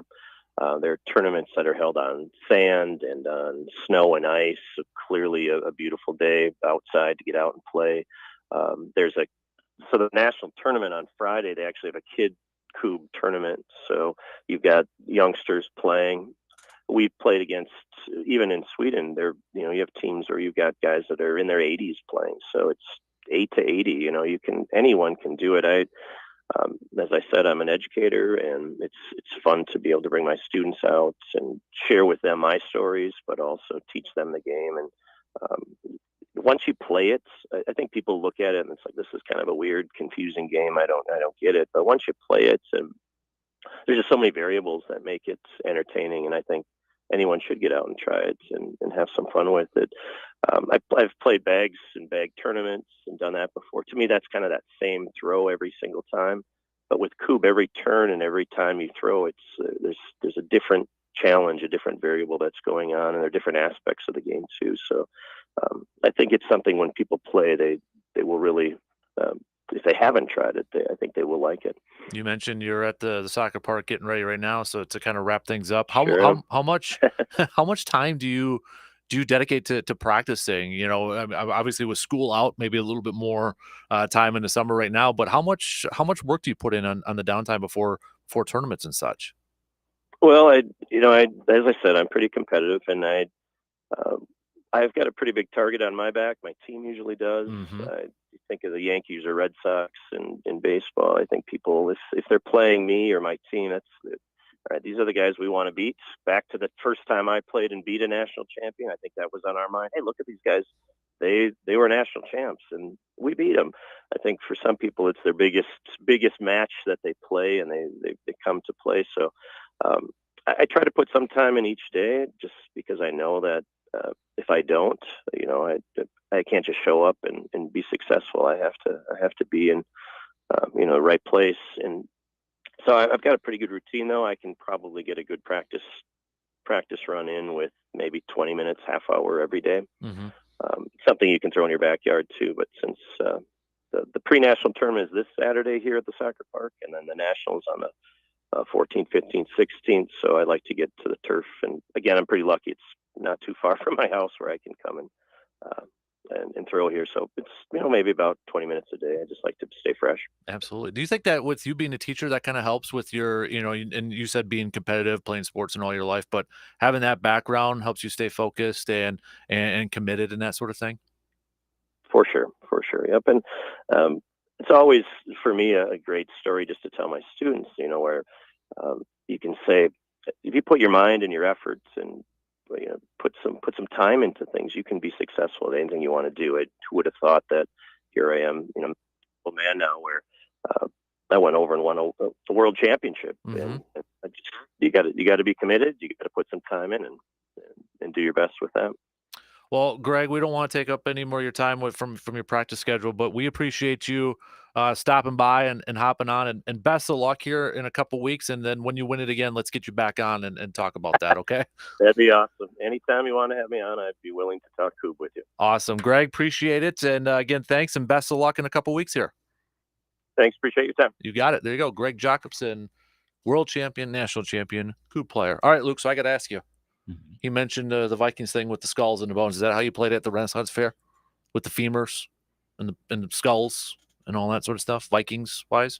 Not everyone made it home from the Renaissance Fair. I'll just leave it at that. All right. A little bit more graphic than I thought, but there you go. We took it seriously back in the day. Yeah. Really seriously. Really seriously. That was great, though. I love that story. Yeah, that is awesome. But I love that. I can see why he said the kids get a kick out of it. Yeah. That's great. And I'll be honest with you, like, I don't know a whole lot about Coupe. I've heard of it. I've watched some of it. I don't know how to play it, but I'm curious to try it out. Yeah, absolutely. I think everybody should. And it's something I think everybody can do. It's not like you got to throw a football 40 yards. No, most of us can't do that. Unless you're Uncle Rico. No, but Napoleon Dynamite. Yeah. But you can. I mean, and look, not everyone's going to be great at everything, but it's something that a lot of us can do. I think any of us can do that. And it's worth a shot. I'll just say this, like, one thing that's kind of, and call it a midlife crisis or whatever. I'll be 37. Which is young to have a midlife crisis. I get it a little bit, but my competitive juices have been like raring a lot, and like I've been like reminiscing. Man, I miss being in a dugout. God, I miss being in a locker room or something like I want to be on a team. I want to be part of a team. But let's face it, at my age and my there's not nobody's calling me up. The Express aren't calling me up or anything like that to go pitch an inning or something like that. You still have eligibility, or the Blue Golds or anything like that. I want to be part of a team somehow. Maybe that's something to look into. Maybe. Because I've been struggling with that, trying to find I got to be back with a team environment sort of thing. And, I don't know what that is. I don't know. I thought about coaching, but I'm like, is that the thing? I don't know if that's the thing for me. Be a player coach like Sam Cassell. Come on, Bill Russell. Yeah. A little bit more. Let's, better example. Yes, that's true. But maybe that's something, but I miss being in that. So which sport would it be? Competitive. I don't know. I've been to a lot of Express games this year, more than years past. And I'm just like, man, I'd love to be in a dugout again. Or, is it coaching? Maybe it's playing something like Coupe. I don't know, but I want to be involved again. And I don't know exactly what that is yet. I don't know. Honestly, I wonder if one of the CRBL people could kind of guide. And that's not saying the CRBL is the way to go in your case particularly, but I wonder if they would know. Because I have to imagine there are a lot of others that are in a somewhat similar situation. They like playing baseball. I would not play. I'll just say this: I can't play baseball. Right, but they like to play a sport. They're beyond the traditional organized, high school, college. They're not on a professional track, but they want to do it.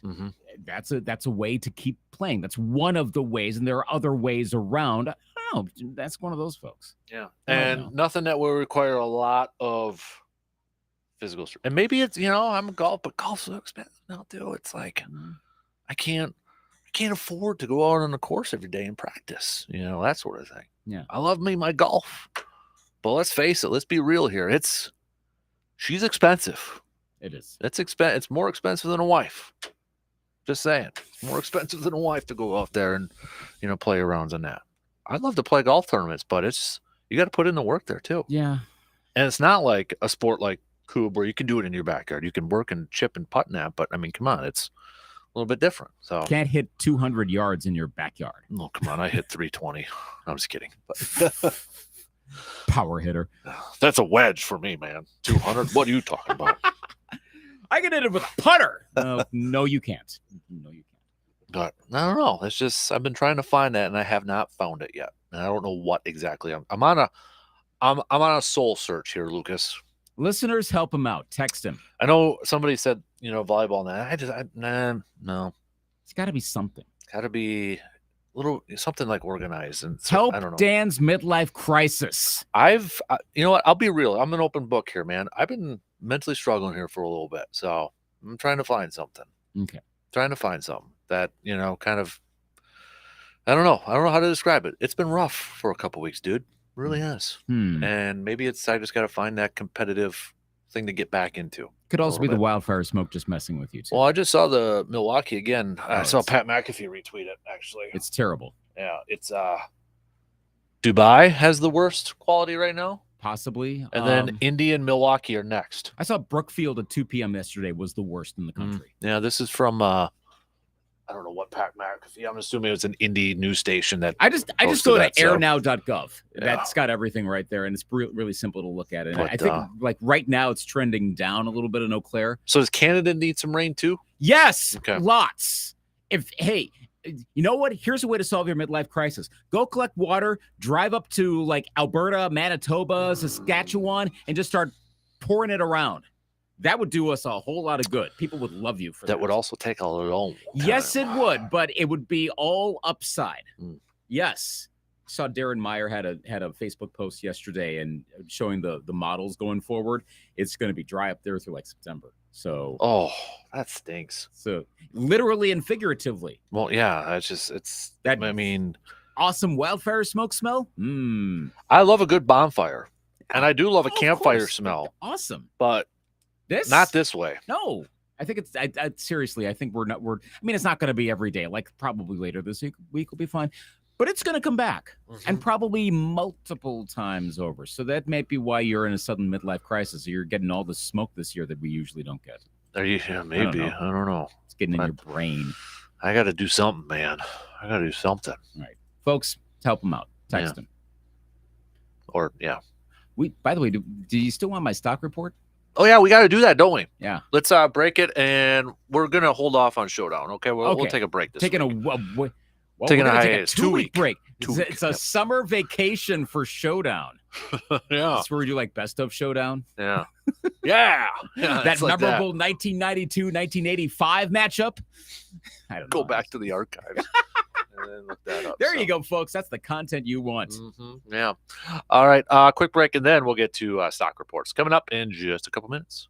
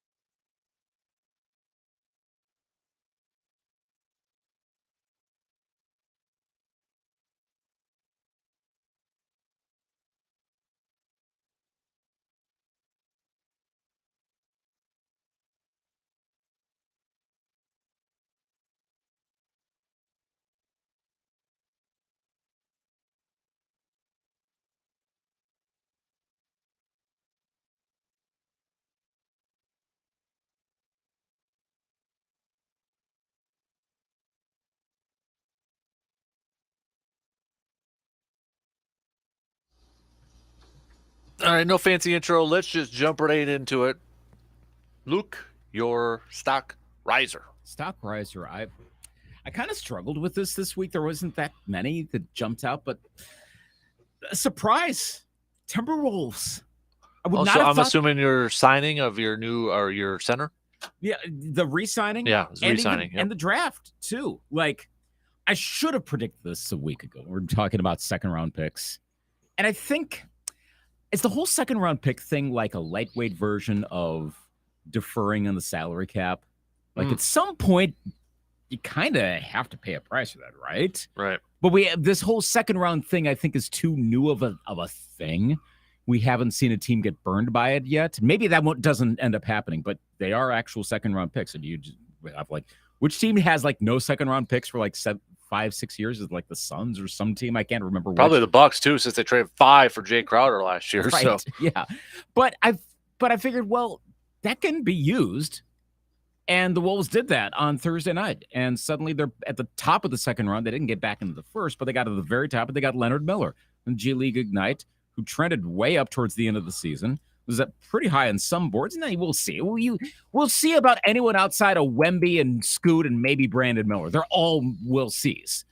By the way, that Scoot going or Miller going second ruined my whole meme thing I had going. I was so the whole Jordan thing. Yeah. I mean, come on. Yeah, I know you were all jacked about that, and well, now he drafted somebody him. got played big time. Well, now he just Shams.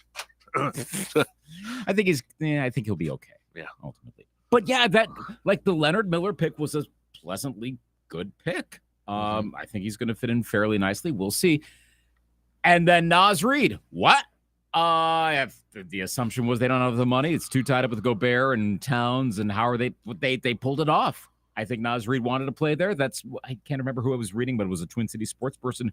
Was like, he was getting indications that from his occasional interactions, like maybe Naz Reid, he's going to find some way to want to stay here. So here's my question. Worked. You're paying a lot of money for 2 big guys, Rudy and Naz, and I guess you want to count Karl Anthony Towns on there too. Yeah. Is that necessarily the right way to go about it? Long term, no. That's why I think one of them is eventually going to be gone. The realistic thing is Gobert's probably untradeable. Naz Reid's talented enough. I mean, some of his stats were among the best of any player in the NBA over like about a couple months towards the end of last season before he had that wrist injury late in the regular season. He would have kept the Denver series more competitive. The Nuggets would have advanced, but it wouldn't have been as easy of a series for Denver if Naz Reid's playing. Probably more like a really competitive 6-game series as opposed to a not that competitive 5-game series. I think it's Towns that eventually goes. I know he's been pegged that way, and I don't know that that's necessarily – I think some of it's convenient to say, oh, he'll go, and it's not that easy. But actually, I think Towns is the best one to go. I think Naz Reid fits better with the team. He's definitely a fan favorite, but that's not why you keep a guy. But yeah, the Timberwolves, like a week ago, I don't know if I would have said that they're where they should be. Last year, I thought they should be a 4 or 5 seed, and they didn't get there. If they're healthy and everything works, they can be. Now I think I can predict that they can get there. We'll see. But with these moves, they're staying competitive for another year, and that's a pleasant surprise. I'll make this really quick so we can go to stock followers because I have more to say on my stock followers. But I'll give a shout out to the LSU Tiger baseball team. How about that? Yes. So solid. 7 titles overall. 7 national championships. Yep. It's been a while since their last one. I was surprised, but I still have memories of the '96 walk-off against Miami. Still remember watching that in real time. I can't remember the batter, but yeah, LSU is very much a part of Omaha. Yeah. All right, stock faller. NBA draft operations. Oh, okay. That might play off on mine now, so I'll let you go. But mine's a little bit. Well, I'll see where you go on this. Taylor Twellman. What are we doing here? We're still doing the whole, the trades need to be finalized. Has there ever been a trade during the NBA draft that got disqualified midway through? We're still making sure all the I's are dotted and T's crossed, so we're still going to throw the wrong cap on the player and put him up on the website with the wrong logo because technicalities. And that's the first round. The second round is I can't even say. It's why aren't they fixing this? What's the line? Okay, if someone can explain, and I'm not anticipating Adam Silver calling into the show, but if someone can explain why they do this, cool, great. I'll accept an explanation, but I don't know what it is outside of, well, it needs to be finalized. Cool. Now we don't know who's playing for who. I know it's not that big of a deal. Like the second round of the draft is at like 10:30, 11 o'clock at night. Side note, that is really late. Could they move the draft up an hour, maybe? Yeah. Like, I don't even care to watch the end of the second round. I'll just check it out in the morning. So it's not that big of a deal, honestly. But this has been an ongoing thing for years, and it's seemingly getting worse with all of the trades in the second round. And now we have no freaking clue who's playing for who at this point. Like, fix this. The NFL does it. Yeah. Why can't the NBA? What's the thing? So I'll go really quick on mine because it's not that, but I'm going to go with the coverage. I wasn't a fan of Draft Night's coverage on their set. I thought they could improve a little bit, to be honest with you. All the interviews. Yeah, and then, families. Jay Billis. I love Jay Billis. He's the only college guy, right? And then your NBA guy is JJ Redick, which, okay, but whatever. But I think they miss, like, Mike Schmitz, who's now with Portland. I don't know if you remember. Mike Schmitz was an NBA draft analyst. Mm-hmm. Now he's with Portland and over there. But also, Fran Fraschilla, yeah. Over him, they got to do something different, I think, because Jay Billis is a college guy, right? Mm-hmm. If there's going to be more G League players, you need a G League guy. Yes. You need a G League analyst on there. That's a really good point. Because there's so many other players coming from different parts other than just the college world. They need a deeper talent pool of analysts when it comes to the draft. NFL's got it covered all the way across the board. Basketball needs to improve. And it does help that the NFL does not have the issue that basketball has right now, because there's the G League, Ignite. There's Overtime Elite, which is totally different. Yep. And you ended up with guys from the top five from both of those. Mm-hmm. That needs to expand a little bit. And then a whole bunch of well-known college players are undrafted free agent signings after the draft is done. Mm-hmm. Is Fran even on the draft anymore? I don't know that he is. I think they're leaning a little bit into the ABC version of the NFL draft. Yeah. Which, I mean, I guess maybe they're figuring that the hardcores are online anyway. So, like, a lot of our complaining, like what we've just done, doesn't really matter, because if you're online, you're following who's being traded to who, maybe it doesn't matter what the graphic shows, because you've already figured it out. So the draft coverage really is more for casual ones. But who's the super casual fan that wants the real story and college analysis? That seems, I don't know. Mm-hmm. It just looked like they were lost at times when it came to like a G League player. ESPN can't quite figure out their coverage, period. I mean, the halftime coverage and the pregame show coverages of like playoff games has long been a critique. Well, and even the high profile regular season games has long been a critique. And by long, I mean like the last 2 years, but it's unfixable. Mm-hmm. I don't know why, where other networks seem to do it well, and ESPN, it's like their bugaboo. It's like their blind spot, and they can't figure out how to. They got plenty of talented people. I'm a little surprised they haven't just turned this into the Greeny and Stephen A show with the occasional perk reference. Like, seriously, you might. Yeah. Why not? Like, so Jeff Goodman covers college hoops. Yes. Like, he was even critical of that, and he even, one of his tweets was, one problem is ESPN has literally one person on the broadcast who actually watches college hoops, and I'm assuming he was referring to Billis, right? With that, right. So we don't know. This is, I think Van Pelt was saying on his pod, there's another pod reference.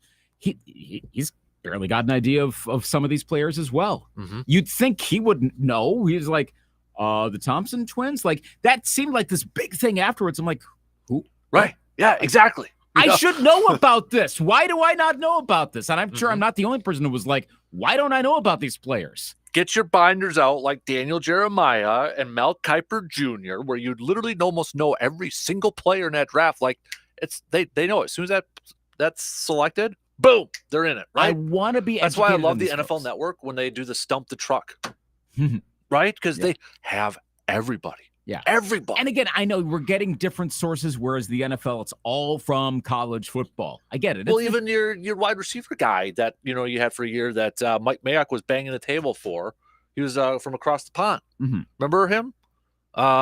he didn't last, but he's like yeah. like a 6th-round wide receiver. I think he was from Belgium or something. I don't know. But Adrian Peterson was like his favorite player. But they knew about him. Right. I don't know.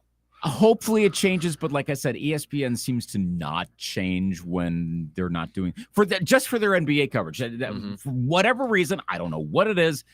They can't fix it, so I'm not optimistic. Maybe there's a job opportunity for somebody. Be the G League guy. Maybe it's you. No. Midlife crisis. That's true. Nobody's been a help yet.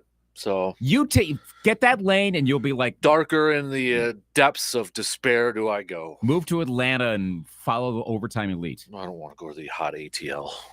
It's the ATL. It's pretty cool. No. All right. Be good, everybody. We'll be back tomorrow morning, 6 a.m. Talk to you then.